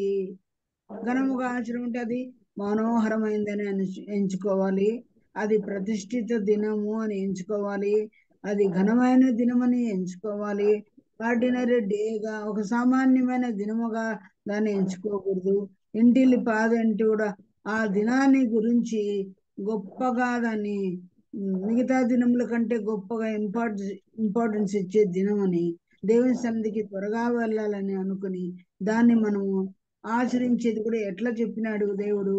వ్యాపారం చేసుకోకూడదు, ఇష్టమైన పనులు, ఇష్టమైన వంటలు, ఇష్టమైన ప్రయాణాలు ఏమీ చేసుకోకూడదు. లోకంలో వార్తలు ఉంటాయి, ఆ రోజు న్యూస్ పేపర్ వినడం కానీ, టీవీ న్యూస్ కానీ, రేడియో న్యూస్ కానీ, ఒకవేళ మనం చూడకపోయినా ఎవరైనా చెప్తే దాని గురించి మాట్లాడడం కానీ ఎన్నడూ చేయకూడదు. ఒకవేళ చెప్పినా కూడా దానికి మనం అంత ఇంపార్టెన్స్ ఇవ్వకుండా ప్రభు ఆరాధించే విషయంలోనే మనము ముందుకు సాగాలి. ఆ రోజు ఇళ్లలో మనం మాట్లాడుకునేటప్పుడు కూడా నేను ఈరోజు వాక్యం చదివాను, ఆరాధనకు సంబంధించిన ఈ వచనాన్ని నేను ధ్యానించాను, నీవేం ధ్యానించావు, నీవేం నేర్చుకున్నావు అని ఒకరెవరు మాట్లాడుకొని ఆ వచనాలన్నిట్లో మనం కూడా ధ్యానం చేస్తే ఎంత బాగుంటుంది. ఆధ్యాత్మికమైన సంభాషణ చేస్తే ఎంత బాగుంటుంది. మనకు దేవుడిచ్చిన తలంపులు ఇతరులకు కూడా చెప్పడం ద్వారా వాళ్ళు కూడా దేవుని ఆరాధిస్తూ ఉంటారు కదా.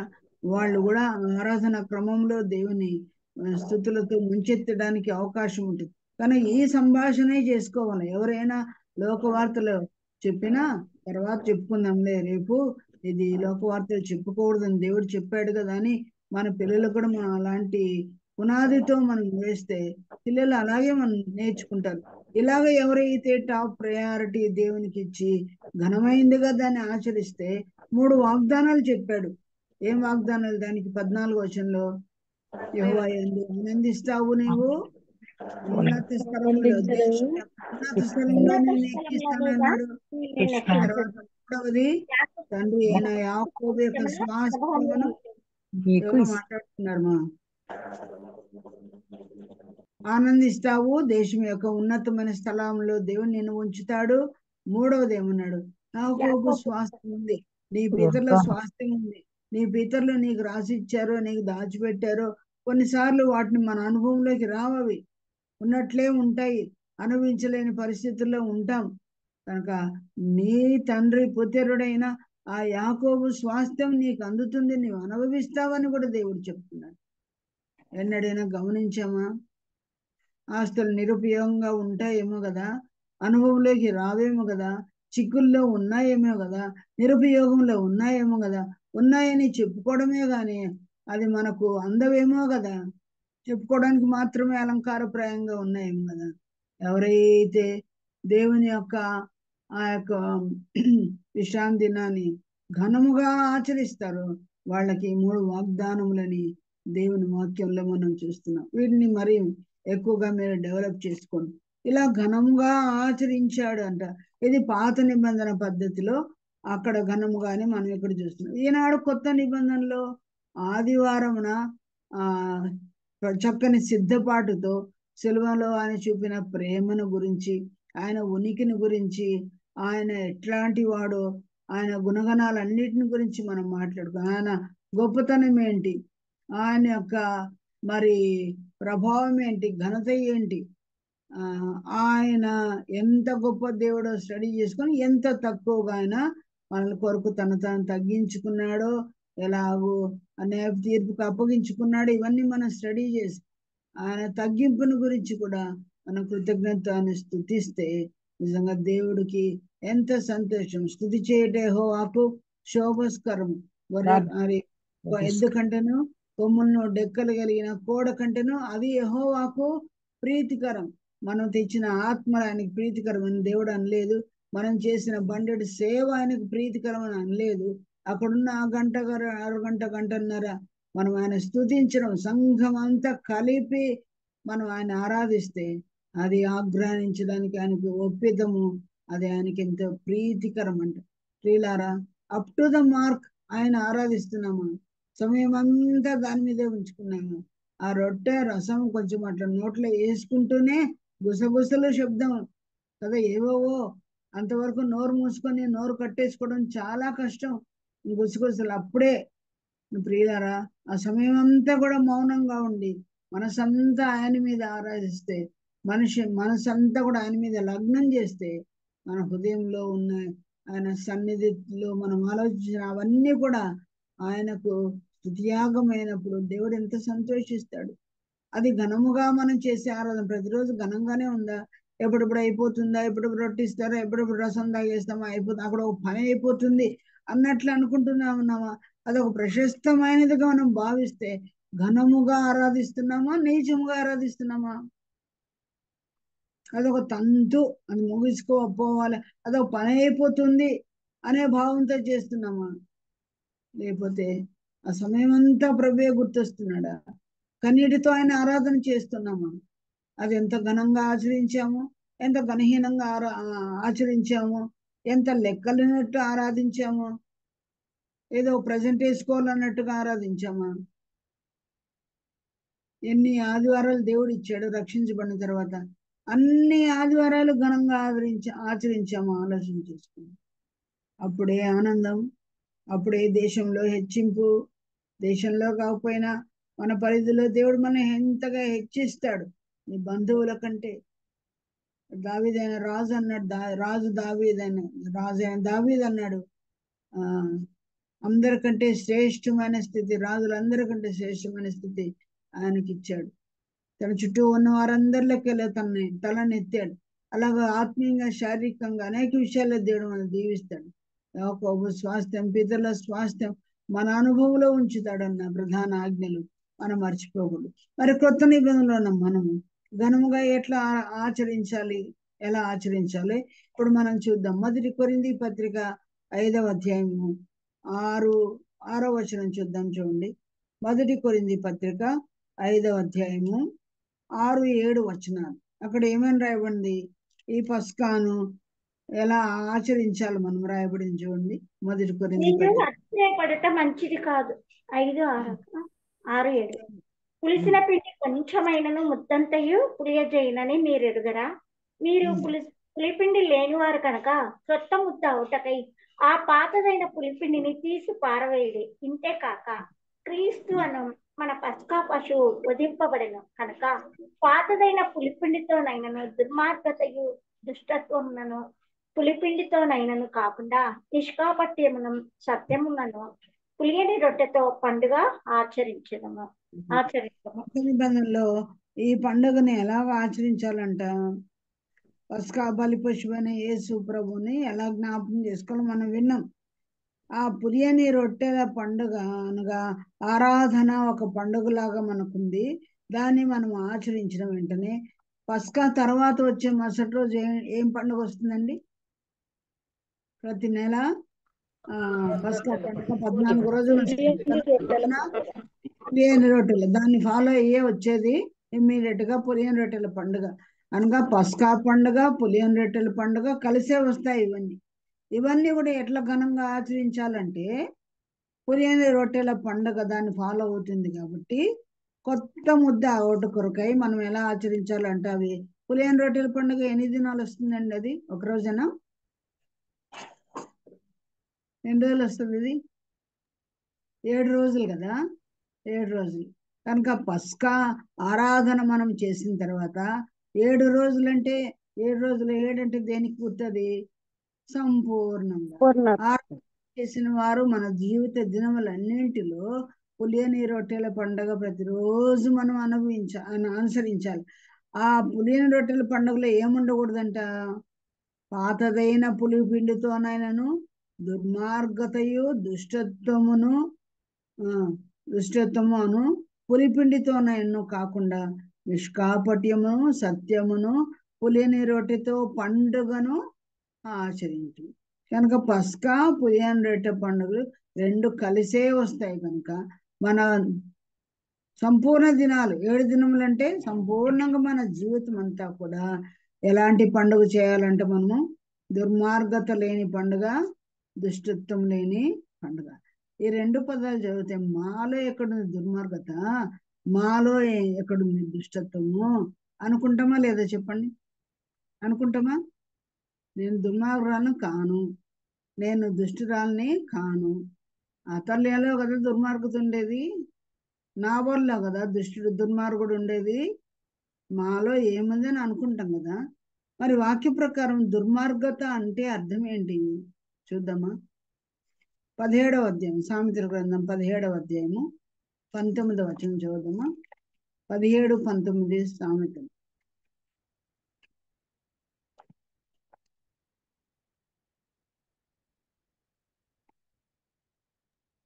కలహప్రియుడు, దుర్మార్గ ప్రియుడు. చాలు చాలు. ఎవరంటే దుర్మార్గుడు? కలహప్రియుడు. వీళ్ళు ఎక్కడ దొరుకుతారు? ఎక్కడ దొరుకుతారు చెప్పండి? మనలోనే కదా కలహాలు ఉండేది, మనలోనే కదా. ఎఫెసీ పత్రికలో కొరింథీయుల్లో ఎవరు అంట కలహము, అసూయ, కొట్లాట్లు మీ దగ్గరే ఉన్నాయని చెప్పాడు కదా ఆయన. ఈనాడు అక్క చెల్లెలు లేవా? సంఘాల్లో లేవా కలహాలు, సనుగులు, గొనుగులు లేవా? కలహప్రియులు లేరా? కలహప్రియులకు మరొక పేరు దేవుడు ఏం చెప్పాడు? దుర్మార్గ ప్రియులు. కొట్లాటలు ఎక్కడ ఉంటాయో అక్కడ దుర్మార్గులు ఉన్నారని లెక్క. మనం ఇష్టపడము, మనకి ఈ పని మనకు లేదు, మనం కాదు అనుకుంటాం, కానీ ఎవరెవరో కలహిస్తారో వాళ్ళందరూ దుర్మార్గులు అని. కలహప్రియ వాక్యంలో ఎవరండి? ఒక స్త్రీ విషయంలో మనం చదువుతాం కలహప్రియ. ఆమె ఒక ఆమె. ఇంకా పితరుల భార్యల్లో యజబేల్ అక్క, ఇతరులు షారాయి కలహప్రియురాలే కదా షారా. కనుక కలహప్రియుని యొద్ద నేను చిరకాలము జీవించిన వాడను, అయినను నేను కోరుకున్నది సమాధానమే అని కూడా మనం చదువు కీర్తనలు. కనుక ప్రియులారా, కలహప్రియుల మధ్య, అక్క చెల్లెళ్ళ మధ్య, సహోదర సహోదరుల మధ్య కొద్దిమంది చాటుగా మాటగా కూడా కలహిస్తున్నామా? ఒకరిని చూసి ఒక మాట అనేసి వెళ్ళిపోతున్నామా? ఆ మాట విన్న వాళ్ళు హృదయంలో ఎంత బాధపడుతుంటారో కదా. మాటలే మనం దుర్మార్గులుగా చేస్తాయి. మనం పెట్టే కొన్ని నిక్ నేమ్స్, నిక్ నేమ్స్ ఏదైనా పెడతాము అన్నమాట, అవన్నీ అందరిలో పాకిపోతాయి. ఆ సిస్టర్ ఇలా ఉంది, ఇలా అనింది, అలా అనింది అని. ఆ మాట మనకు బాధ కలిగించదేమో, కానీ మనం ఉన్న మాట ఆ విన్న వాళ్ళకి, అనిపించుకున్న వాళ్ళకి ఎంత బాధాకరం ఉంటుందో. యోబు అంటాడు, మాట వలన కలుగు నొప్పి నీకు కలగకూడనట్లు నా గుడారము మాటను నేను దాస్తాను. మనం మాట్లాడే మాటలో కలహం ఉందేమో ఆలోచించండి. మనమే ఆ దుర్మార్గులం.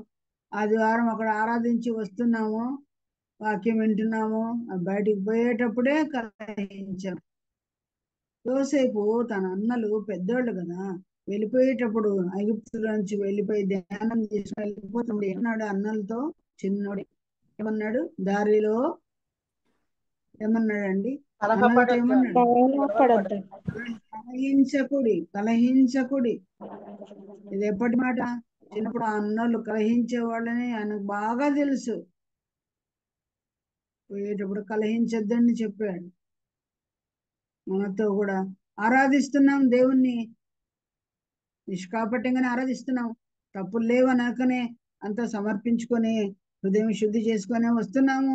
బయటికి వెళ్ళేటప్పుడు ఆ వాక్యం ఎక్కడ పోతుంది ఏమో, కలహం. వీళ్ళు విశ్వాసులైనా వీళ్ళ నోట్ల నుంచి ఆ చెడ్డ మాట ఎట్లొస్తుంది? ఎంత భయం ఉండాలి కదా. ఆ వాతావరణం అసలు ఆ దాటక ముందే చర్చి ప్రాంగణం ఇలాంటి మాటలు ఒకరినొకరిని చూసుకొని మనం మాట్లాడితే మన విషయాలన్నీ దేవుడు రాస్తూ ఉండగా, మన కలహాలన్నిటిని గురించి దేవుడు రాస్తూ ఉండగా మనం ఏం ఆరాధన చేసినట్టు? దుష్టత్వమును దుర్మార్గమును అని పాత పిండి లేకుండా ఆరాధనేమో చేసి వచ్చాం, వెంటనే మళ్ళీ పులిపిండి కనిపిస్తే ఏం ప్రయోజనం? కలహ ప్రియులు. ఫర్ ఎగ్జాంపుల్ మోషే అక్క ఏం చెప్పింది?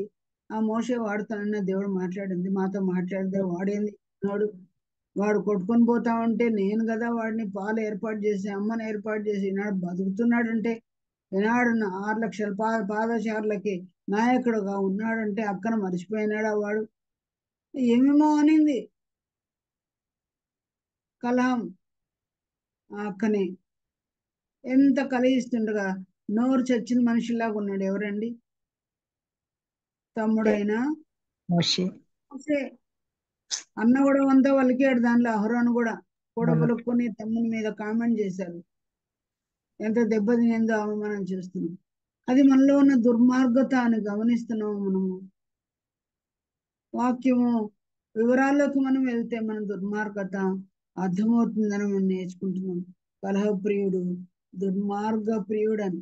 ఎక్కడైనా కలహించడానికి మనం దోహదం చేసామా, మాట ఎత్తామా, మనమే అగ్గి ముట్టించామా, దాంట్లో మనకు కూడా పాత్రత ఉందేమో ఆలోచన చేసి మనం చేసే ఆరాధన చెల్లుబడేటట్టు మనలో 1% కూడా అలాంటి దుర్మార్గత లేకుండా మన జీవితంలో మనము మరి ఆరాధించే వాళ్ళమైన మనం పులుపు లేని మరి రొట్టెల పండుగ మనం ఆచరించాలని దేవుని వాక్యాన్ని నేర్చుకుంటున్నాము. ఈ వాక్యాన్ని ఇంకా మీరు చదవండి. మీకు దేవుడు ఏ తలంపులు ఇస్తే వాటిని జోడీకరించుకోండి. అలాగే ఇప్పుడు దుర్మార్గతను గురించి మనం చెప్పుకున్నాము. ఇంకోటి దుష్టత్వము లేకుండా పండుగ ఆచరించాలి. ఏంటి దుష్టత్వం? నాబాలంటే దుష్టత్వం నాలో లేదే. ఏం ఖడ్గంపునైనా ఏమైనా శాపాస్పదమైన మాటలు మాట్లాడాను, ఇంకా ఏమన్నా నోరు చేశానా అని మనం అనుకుంటాం. కానీ అక్కడ దేవుడు మరొక వాక్యాన్ని చూపిస్తుంది. ఏ దుష్టత్వం అంట? యాకోబు పత్రిక 3వ అధ్యాయం 8వ వచనం చూడండి. యాకోబు పత్రిక 3:8. అక్కడ ఏమని రాయబడింది? 3వ అధ్యాయం 8వ వచనంలో, ఏ నరుడును నాలుకను సాధువు చేయనేరుడు, అది మరణకరమైన విషముతో నిండినది, అది నిరర్గళమైన దుష్టత్వమే. దుష్టత్వం అంతా ఎక్కడుందంట? ఆ నాలుకను మనం సాధువు చేయలేడు ఎవరు. మనం చేయకపోతే అది మరణకరమైన విషయంతో నిండినది, అది నిరర్గళమైన దుష్టత్వమే అని అనేక చార్లు అంటా ఉంటారు కదా కొద్దిమంది. నా నోటికి మంచి మాటలు రావు అని అంటా ఉంటారు. కొద్దిమంది ఏమంటారు, ఒక ఆమె అనగానే నేను విన్నా, నేను కడప పిల్లని చూడు అనేది. కడప పిల్లనంటే నాతో జాగ్రత్త, మా దగ్గర ఫ్యాక్షనిజం ఉంటుంది, మేము మంచోళ్ళం కాదు అన్నట్టు కదా భయపెట్టిస్తాం.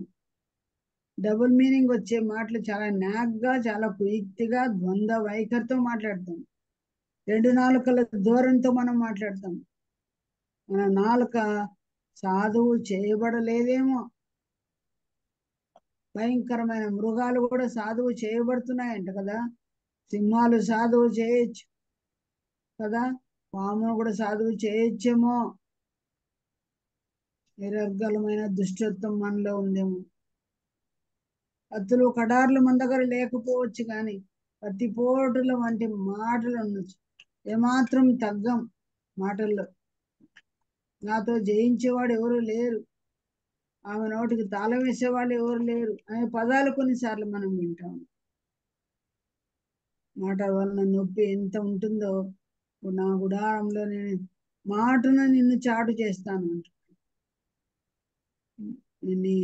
నీ దేహమునకు నష్టము కలుగునట్లు నీ నోటి ద్వారా మాటలు మాట్లాడొద్దు అంటాడు దేవుడు. ప్రసంగి గ్రంథం 5వ అధ్యాయంలో అనుకుంటాను. నీ దేహము లో మరి నష్టం కలిగేటట్టు కరెక్ట్ మాట ఏంటో తెలిస్తే చెప్పండి. శిక్ష రాకుండానట్లుగా దేహంలో శిక్షను రప్పించేది మన మాటలేంట. కనుక ఆరాధన చేసే మనము దుష్టత్వం, దుర్మార్గం లేకుండా మరి దేవునికి సరైన ఆరాధన ఘనముగా ఆచరించడం, ప్రతి ఆదివారం ఒక ఘనముగా ఆచరించడం అంటే ఇదే. కాబట్టి ఆదివారం మాత్రం బాగా ఆరాధించి పులియన్ రొట్టెల పండుగ చేయకపోతే ఏం ప్రయోజనం? దుష్టత్వంతో మనం 6 దినాలు మొత్తం దుష్టత్వంతో గడిపితే ఏం ప్రయోజనం? అట్లా లైఫ్ లాంగ్ అంతే. ఆదివారం మొదలుకొని మన ఆదివారం వచ్చే వరకు కూడా పులియన్ రొట్టెల పండుగ మన జీవితం. అప్పుడే మనం ఘనముగా ఆచరించినట్టు. కనుక ఇది నేను ప్రభు దగ్గర నేర్చుకున్నది. మీరు ఇంకా నేర్చుకొని మంచి ధ్యానం చేస్తారని నేను నమ్ముతున్నాను. కనుక ఏ రాజు చేయని రీతిగా 26వ సంవత్సరంలోని ఎంత చక్కని ఆరాధన, పస్కా బలి, అలాగే పులియన్ రొట్టెల పండుగ ఆయన చేశాడని మనం అంటున్నాం. చివరి పేరాకు, దాదాపు చివరి పేరాకు ఇప్పుడు వద్దాం. 20వ వచనం, 35, 20లో ఆయన చివరి వృత్తాంతం 12వ అంశం మనం ఇలాగ ధ్యానించుకోవచ్చు. ఏమని చదువుతారమ్మా 20వ వచనంలో? ఖడ్గము చేత ఇదంతయే అయిన తర్వాత యోషియా మందిరమును సిద్ధపరిచినప్పుడు ఐగుప్తు రాజైన నెకో యూఫ్రటీసు నది యొద్దనున్న కర్కెమీషు మీదికి దండెత్తి వెళ్ళుచుండగా యోషియా అతని మీదికి బయలుదేరను. అయితే చదవనాక రాజైన నెకో అతని యొద్దకు రాయబారులను పంపి, యూదారాజా, నీతో నాకేమి?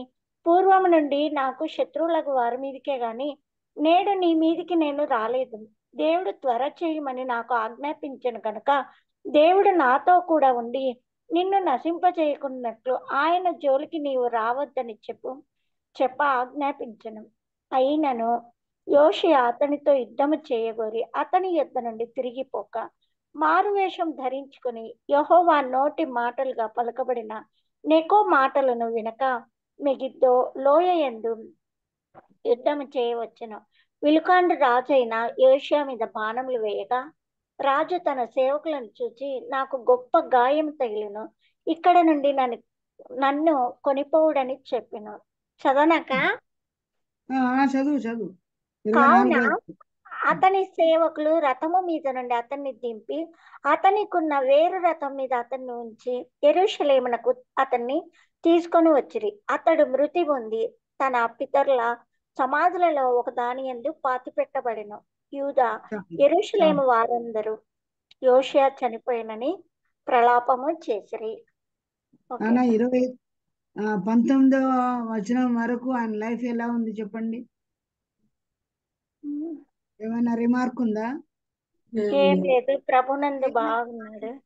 ఘనమైన రీతిగా దేవుని ఆరాధించిన వాడు గమనించేస్తాడు. నెమ్మదిగా 26వ సంవత్సరంలో ఎంత చక్కగా దేశాన్ని సదా ఎంత డెవలప్ చేసినాడో భక్తి విషయం. కానీ ఇదంతయు అయిన తర్వాత అని చదువు. ఇదంతయు అయిన తర్వాత అంటే 26 ఏండ్లకే ఎంత చక్కని పరిచర్య చేశాడు. 26 ఏంటంటే మంచి యవ్వన వయసు కదండి. ఈ దేవుని సేవ కాడి అంతా కూడా ఈ యవ్వన వయసులోనే దేవుడు చేశాడు, యోషియా చేశాడు. అమ్మా, చాలాసార్లు మన జీవితంలో యవ్వన వయసు అయిపోయింది. ఆ యవ్వన వయసు ఉన్నప్పుడు ఇలా ఆయన కాడి మోసామా యవ్వన కాలంలోని? యెషయా కాదు, ఇర్మియా గ్రంథము, ఇర్మియా కూడా కాదు, విలాప వాక్యములు 2:26లో ఏమని రాయబడింది చెప్పండి. 3:26 నరుని మీద కాడిని మోపిన వాడు ఎవరంట? దేవుడే కదా. యవన కాలమున కాడి మోయట నరునికి మేలు, దానిని వాని మీద మోపిన వాడు యెహోవాయే దేవుడే. నన్ను అతడు ఒంటరిగా కూర్చుండి మౌనంగా ఉండవలెను. 26 ఏండ్ల సమయంలో ఏం పని చేశాం? ఇట్లా చేసామా? మనం సంఘాల్లో ఉద్యమం తెచ్చామా? దేవుని కొరకు పనులు చేసామా? నీ కాడి అంటే గుర్తెరిగావా? పరిచర్య కాడినా, స్త్రీల మధ్య కాడినా, యవన పిల్లల మధ్య కాడినా, లేకపోతే చిన్న పిల్లల మధ్య కాడినా, హాస్పిటల్లో కాడినా, బేకర్స్ దగ్గర కాడినా, పల్లెల్లో కాడినా, పట్టణాల్లో కాడినా, వెరెవర్ వి గో, ఎక్కడికి పోయినా సేవా కాడిని మనం మోసామా? మోపినవాడు, అందరి మీద మోపినవాడు ఆయనే. మోపుతూ ఉంటే దాన్ని తీసేసుకున్నామా? కాడిన మోయకుండా కొన్ని ఎద్దులు ఏం చేస్తాయి? తిరుగుబడతాయి, మోపించుకోవు కదా. యవనమంతా అయిపోయింది, నడి వయసు అంతా అయిపోయింది, వృద్ధాప్యానికి వచ్చాం, కాటికి కాలు జాపినట్లున్నాయి, అవయవాలు ఏవి సహకరించడం లేదు. ఏమైనా ఆశ ఉందా? పోగొట్టుకుందంతా పోగొట్టుకున్న కాలం తిరిగి వస్తుందా? Time and tide wait for no man and సమయము, ఆ ముళ్ళు తిరిగినంత సమయము ప్రతి నిమిషము కానీ ప్రతి సెకండ్ కానీ మళ్ళీ వస్తుందా? రాదు. ఆశ ఉందా? అడుగుదాం. ఎప్పటికన్నా పోయినంత కాలం అంతా పోగొట్టుకున్నాను ప్రభు, ఓ చిన్న ఆశ ఉందయ్యా నిన్ను సేవించాలని, ఒక ఆత్మైనా తేలేకపోయాను ప్రభు, మా కుటుంబాన్ని విమోచించుకోలేకపోయాను నేను తండ్రి. అన్నదమ్ములు అక్కచెల్లెలైనా నమ్ముకొని చేయలేకపోయాని ఎవరిని కూడా ఒప్పించుకునేటట్లుగా చేసుకోలేదు. ఒక్కరికైనా సువార్త ప్రకటించలేదు. ఒక్క ఆత్మ లేక రక్షించకుండా వట్టి చేతులతో నీ దగ్గరికి రాగలను తీర్మానం చేసుకున్నాము. ఇతరులో తీర్మానమును చేయిద్దామా? పట్టించుకుంటున్నామా? ఫాక్స్ గారు ప్రతి ఒక్క వ్యక్తిని అడిగేవంట, రక్షించబడితే రాలేదు. వాళ్ళు తెల్ల నిలువుటంగులు వేసుకున్న ఫాదర్లను కూడా, ఆ యొక్క పాస్టర్లను కూడా రక్షణ ఉందా లేదా? మనం ఆ మాటలు మాట్లాడుతున్నామా? చర్చిలో అందరితో నిలబడి మాట్లాడేది కూడా లోక సంబంధం కబుర్లే ఉంటాయి, ఆత్మీయమైన టాకే ఉండదు. కొన్నిసార్లు అందరినీ ఒప్పుకొన చేసి సేవకులుగా చేశాడంట. తన బ్రతుకు దినములన్నిటినూ అదే పని చేశాడు.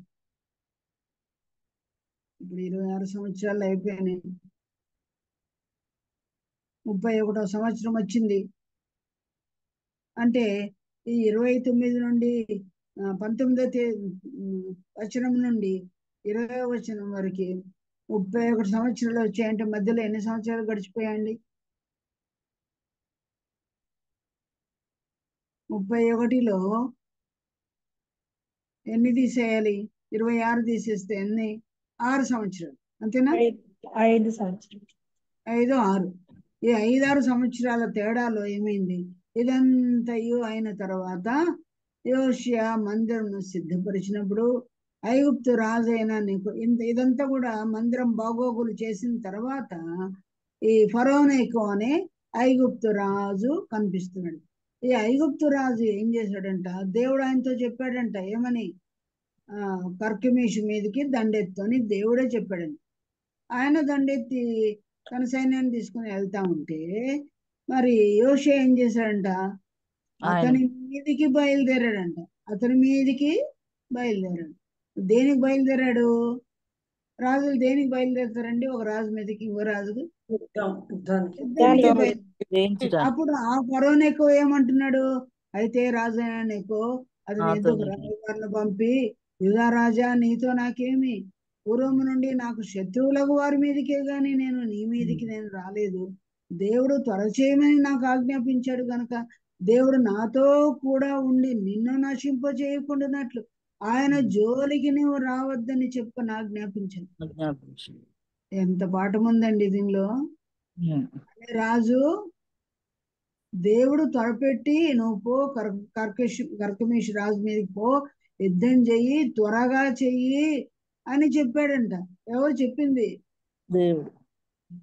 ఒక అన్య రాజుకు ఎట్లా బయలుపరుచుకున్నాడేమో నాకే తెలీదు, పుట్టు పూర్వోత్తరాలు తెలియదు. నువ్వు త్వరగా పోయి యుద్ధం చేయని అంటా ఉన్నాడు. ఇక్కడ అన్య రాజుతో ఎవరు మాట్లాడినాడంట? దేవుడు మాట్లాడాడు. నాకు ఆజ్ఞ ఇచ్చాడు త్వరగా చేయమని. దేవుడు నాతో కూడా ఉన్నాడు, నాకు చెప్పినవాడు నాతో కూడా ఉన్నాడు. నువ్వు నా మీదకి వస్తే నిన్ను దేవుడు నశింపచేస్తాడంట. అన్య రాజులతో కూడా దేవుడు మాట్లాడతాడని మనకు అర్థమవుతుంది కదా, అవునా? నెబుకద్నెజరుతో దేవుడు మాట్లాడలేదా? ఇంకెవరు?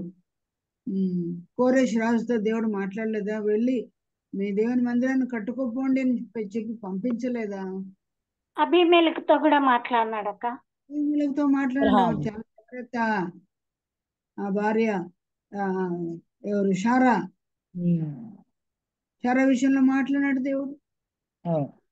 ప్రియులారా, ఇక్కడ ఎవరు తక్కువగా ఉన్నారు ఆత్మీయంగా, ఎవరు ఎక్కువగా ఉన్నట్టుగా అనిపిస్తుంది మనకు? ఎంత నమ్మకమైన పరిచయం. యోషియాతో దేవుడు ఏం మాట్లాడినాడా? నువ్వు పోయి ఫరోనేకుతో యుద్ధం చేయమని అన్నింటితో మాట్లాడుతున్నాడు. 3 ప్రధానమైన విషయాలు చెప్పాడు. దేవుడు నాతో చెప్పాడు, త్వరగా చేయమని చెప్పాడు, దేవుడు నాతో కూడా ఉన్నాడు. నువ్వు నా మీదకి వస్తే నాలో దేవుడు ఉన్నాడు, నాతో కూడా ఉన్నాడు. నాకు తోడైన దేవుడు నాకు చెప్పిన పని నేను చేస్తుంటే నువ్వు నా మీదకి వస్తున్నావు కదా, నువ్వు నశిస్తావు అంటున్నాడు. దేవుడు ఎవరితో కూడా ఉన్నాడో వాళ్ళ మీదకి అనవసరంగా మనము వాళ్ళ మీద యుద్ధానికి వచ్చిన, కయానికి కాలు దువ్వినా, ఇంతసేపు వాడు మంచి భక్తిపరుడే కావచ్చు, యోషియా లాంటి వాడుగా ఉండొచ్చు. దేవుడు మనకు నాశనం ఇస్తాడు. ఒక అన్యునితో మాట్లాడిస్తున్నాడు దేవుడు ఆత్మీయ బిడ్డ విషయంలో. ఇంతవరకు నమ్మకమైన పరిచర్య చేశాడు. దేశమంతటిలో కూడా ఇంత సంస్కరణ తీసుకొచ్చాడు. ఒకప్పుడు భక్తిపరుడే, కానీ చివరి ముగింపు కాలంలో 31వ సంవత్సరంలోకి ఆయన వచ్చాడు, ముగింపులోనికి వచ్చాడు తన జీవితం. కానీ వద్దని ఎంత చెప్పినా కూడా విన్నాడా? దేవుడు అన్యులతో మాట్లాడుతున్నాడు. చివరి దినంలో అందరూ అంతటా మారుమనసు పొందాలని దేవుడు ఇష్టపడుతున్నాడు. అందుకే కడపటి వారు ఏమవుతారంట? మొదటి వారు అవుతారు. మొదటి వారు రాజు రాను రాజు గుర్రాలు వాడదలైపోయిన చందనలోగా ఈనాటి పరిస్థితుల్లో మనం ఉన్నాము. మన సంఘ పరిస్థితులు అట్లే ఉన్నాయేమో, వ్యక్తిగత పరిస్థితులు ఇట్లాగే ఉన్నాయేమో. నా మీదకి నువ్వు వస్తే నువ్వు నశింపకుండానట్లు ఆయన జోలికి రావద్దు అంటున్నాడు. నా జోలికి కాదు అంటున్నాడు. ఏమంట? ఆయన నాలో ఉన్నాడు, నా జోలికి వస్తున్నావు నువ్వు. వీళ్ళారా, అనవసరంగా యోషియా ఎవరి జోలికి వస్తున్నాడు? మీదకి వస్తుంది. మనం కూడా మనమేమో పెద్ద భక్తులమని అనవసరంగా తీసి పారేస్తుంటాం అవిశ్వాసులను కానీ ఆ యొక్క అన్యులను కూడా చాలా అండర్ ఎస్టిమేట్ చేస్తాం. వాళ్ళు ప్రేమనే చూపించం, కఠినత్వం, ఏదో వాళ్ళు శాపగ్రస్తులు అన్నట్టు. మనమైతే దేవుని దగ్గర చాలా ప్రబుద్ధులం అన్నట్టు. తెలియని రీతిగా వాళ్ళే మనకంటే బాగున్నారేమో అని అంటూ నువ్వు దేవుని జోలికి వస్తున్నావు నీవని. మనం కూడా కొన్నిసార్లు ఇతరుల జోలికి పోతా ఉంటామంట. పరుల జోలికి మనము పోకూడదు. పని పాటలు లేని వాళ్ళే పరుల జోలికి పోయేది. దేవుని పని లేక పాటు లేక అనవసరమైన జోక్యాలు చేసుకుని పరుల జోలికి పోతున్నాము. చేసే పనులు ఏమీ లేక ఫోన్లు తీసుకొని మనం మాట్లాడే మాటల వలన పర్ల జోలికి మనం పోతున్నాం. ఒక వచనం బైబిల్లో చూపించాలని ఇష్టపడుతున్నాం. మొదటి పేతురు పత్రిక 4వ అధ్యాయం 16వ వచనం. మొదటి పేతురు పత్రిక 4వ అధ్యాయం 16వ వచనం. ఎవడైనా క్రైస్తవుడు అయినందుకు బాధను అనుభవించినట్లా అతడు సిగ్గుపడక ఆ పేరుని బట్టి ఏ దేవుని మహింపరచవలను అంటూ 15 నిన్ను గూర్చి నీ బోధన గూర్చి జాగ్రత్త కలియుండుము, వీటిలో నిలకడగా ఉండుము. మొదటి పేతురు 4:15. మొదటి పేతురు 4:15. మీలో ఎవడనో నరహంతకుడుగా గాని, దొంగగా గాని, దుర్మార్గుడుగా గాని, పరుల జోలికి పోవువాడుగా గాని బాధ అనుభవింప తగదు. ఎవడైనా క్రైస్తవుడు పరుల జోలికి పోతే బాధ వస్తుందంట. ఇప్పుడు ఇక్కడ ఎవరి జోలికి ఎవరు పోతున్నారు? పరుడు పరుల జోలికి పోతే బాధను అనుభవించకూడదు, బాధలు వస్తాయని. కనుక అట్లు పోయినాడు. దేవుని మాటలే చెప్పాడంట. సాధారణంగా మనం చెప్పాలి మంచి మాటలు, దేవుని మాటలు. కానీ ఈనాడు వేరే వాళ్ళతో మనం చెప్పించుకుంటున్నామేమో. మీరు క్రైస్తవులు ఇట్లా చేయొచ్చా? మీరు మాకైతే ఇది సరే, కానీ మనం చేయొచ్చు. ఆ దొంగ చెప్పాడు కదండి, మనకైతే ఇది న్యాయమే, కానీ ఈయన ఏ పాపము చేయలేదు. ఎంత మంచి మాట చెప్పాడు కదా. కానీ మనమే ఇతరులు జోలికి పోతున్నామా? ఇస్కరియోతు యూదా ఎవరిని సనిగాడండి? ఇదెందుకు 300 దేనారములకు అమ్మి కదా బీదలకి ఇవ్వకూడదని చాలా పెద్ద సూక్తులే మాట్లాడినప్పుడు ప్రభు ఏమన్నాడు చెప్పండి? ఆమె నోరు మూసుకొని ఉంటే మీతో ఉంటారు. యోషియాతో కూడా చెప్తున్నాడు, ఈయన జోలికి పోవద్దయ్యా, దేవుని మాటలు నా మాటలే చెప్తున్నాడని. విన్నాడు ఆయన? వినలేదు. గాడిదతో కూడా దేవుడు మాట్లాడతాడు. బిలాంతో ఎవరి ద్వారా మాట్లాడండి? గాడిదకు మానస్వరం ఇచ్చి, నన్ను నేల కొట్టావు, ఇక్కడ దూత అడ్డం వచ్చాడు కాబట్టి నేను పోలేదు. నేను సేవిస్తున్న దినాల్లో ఎప్పుడైనా ఎదురు తిరిగానా? నేను ఉమ్మారు కొట్టావని. మనమైతే ఏడుద్దామేమో కానీ పాపం అది ఎంత బాధపడిందో కదా పిల్లరా. హాఫ్ లేట్ మన జీవితాలు ఎలా తయారైతాయి. ముసలితనం వచ్చిన తర్వాత భక్తిహీనులు అయిపోయిన భక్తులు ఎంతో మంది ఉన్నారు. గడార్లు గాలికి వెళ్తే ఏకులు నా గతి ఏమని మన పరిస్థితులు, మన సాక్ష్యం ఎట్లా దిగజారుతామో, ఏ శోధనకు లోనవుతామో, ఏ బుద్ధిహీనతలో మనం ప్రవేశిస్తామో. జో ఒకసారి మొన్న వచ్చినప్పుడు చెప్పాడు కదా, సన్సెట్ బాగుంటుందా సన్ రైజ్ బాగుంటుందా, సూర్య ఆరంభము బాగుంటుందా సూర్యాంతం బాగుంటుంది?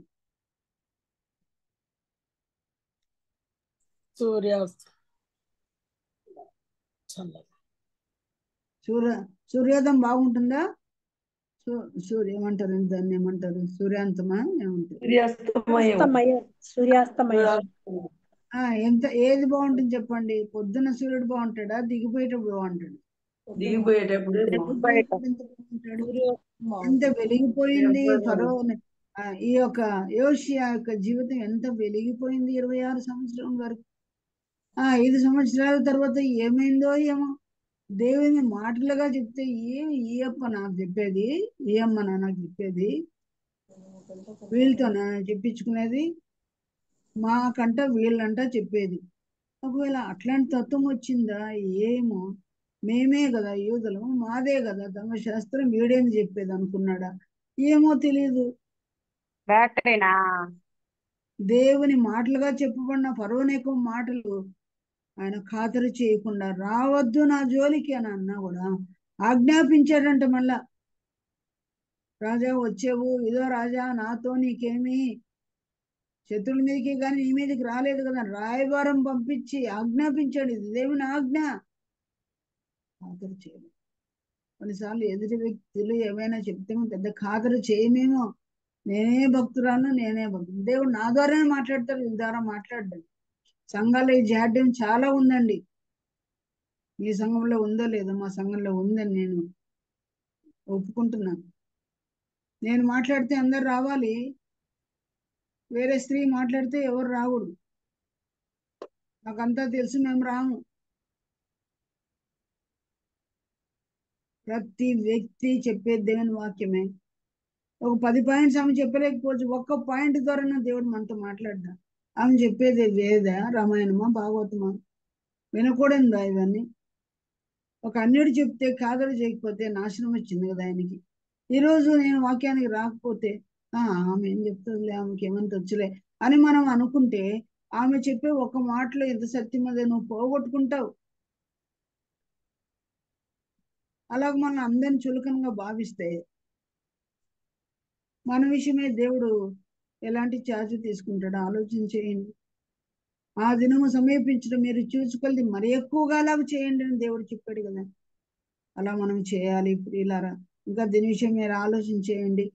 అలా చెప్పాడు, యుద్ధానికి పోయాడండి, మొండి తిరుగుబాటు, ఒక మూర్ఖత్వం లాగా ప్రదర్శించినట్టు అనిపిస్తుంది. ఆయన మీద తీర్పు తీర్చే ఒక తీర్పుని కాదండి, ఆ తత్వం అలా కనిపిస్తుంది. కానీ వెళ్ళేటప్పుడు ఏం డ్రెస్ వేసుకున్నాడండి ఆయన? యుద్ధానికి వెళ్ళేటప్పుడు మారువేషం ధరించుకుని యెహోవాను మాటలుగా పలకబడిన ఎక్కువ మాటలు వినక మెగిద్దోలో ఎందు యుద్ధము చేసి ఆయన ఆ డ్రెస్ మార్చడం ద్వారానే ఎవరు రాజో తెలియలేదు కనుక విలుకాండ్రు ఎవడో అక్కడి నుంచి మరి బాణం వేసాడు, గొప్ప గాయం తగిలింది. ఒకవేళ రాజు డ్రెస్ లోనే వచ్చింటే అమ్మాయిను రాజు ఉన్నట్టున్నాడు, యూదా రాజే, వేయకూడదని అనుకునే వాళ్ళు. కానీ ఇప్పుడు డిస్గైజ్ లో వచ్చాడు, మారువేషంలో వచ్చాడు.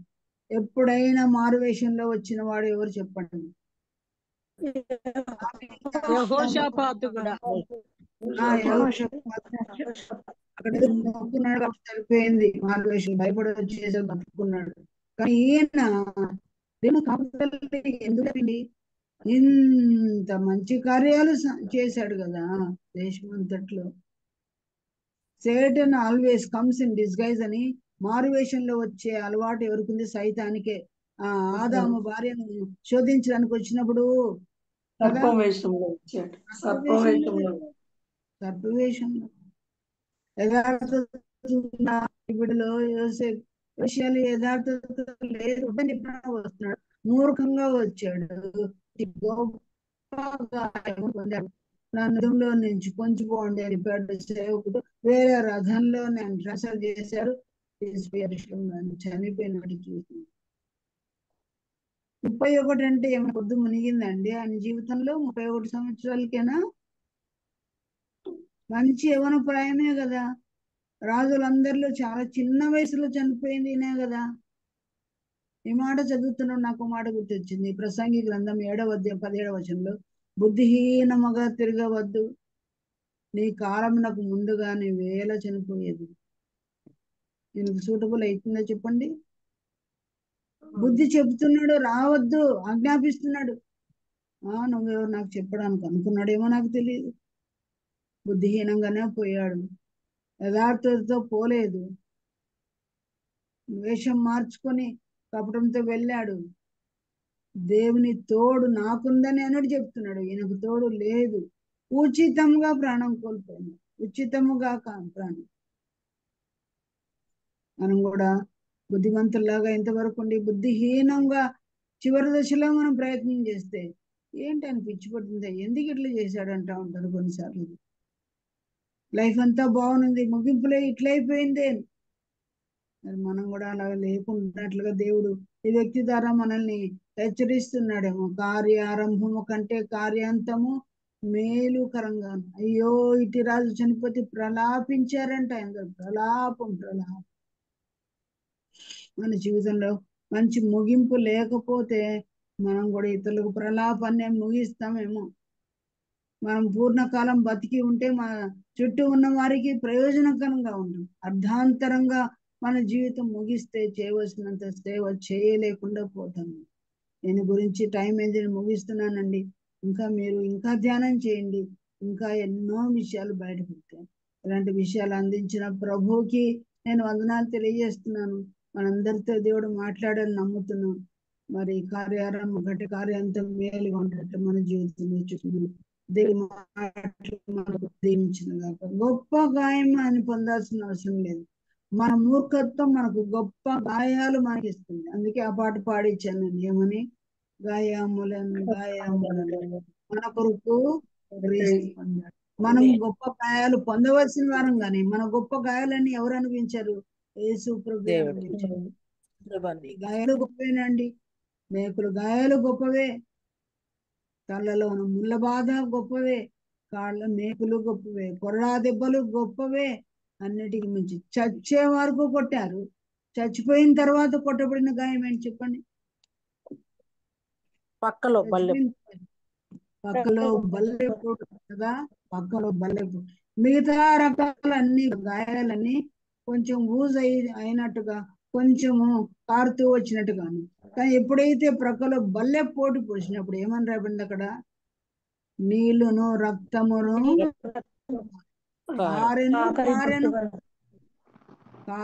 పారెను సిలువ చుట్టూ మడుగు కట్టెను. ఇలా ఘోర గాయాలన్నీ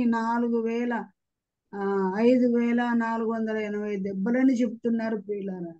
నరుడు కాదు ఆయన, పురుగులాగా రాకి రంపాన పెట్టబడిన బాధలు ఆయన అనుభవించాడు. దీన్ని ధ్యానం చేయండి, ఇంకెక్కువ శిలువని గురించి మీరు ఆలోచించవచ్చు. ఆ గొప్ప గాయాలు పొందిన దేవునికి మనందరూ హృదయపూర్వకంగా స్తుతిస్తూ ప్రతి ఆదివారమున మరి మంచి పస్కా పండుగను ఘనముగా ఆరాధిద్దాం. పులియని రొట్టెల పండుగతో మన జీవితాంతం అలాగా జీవించడానికి ప్రభువు సాయం చేయను గాకని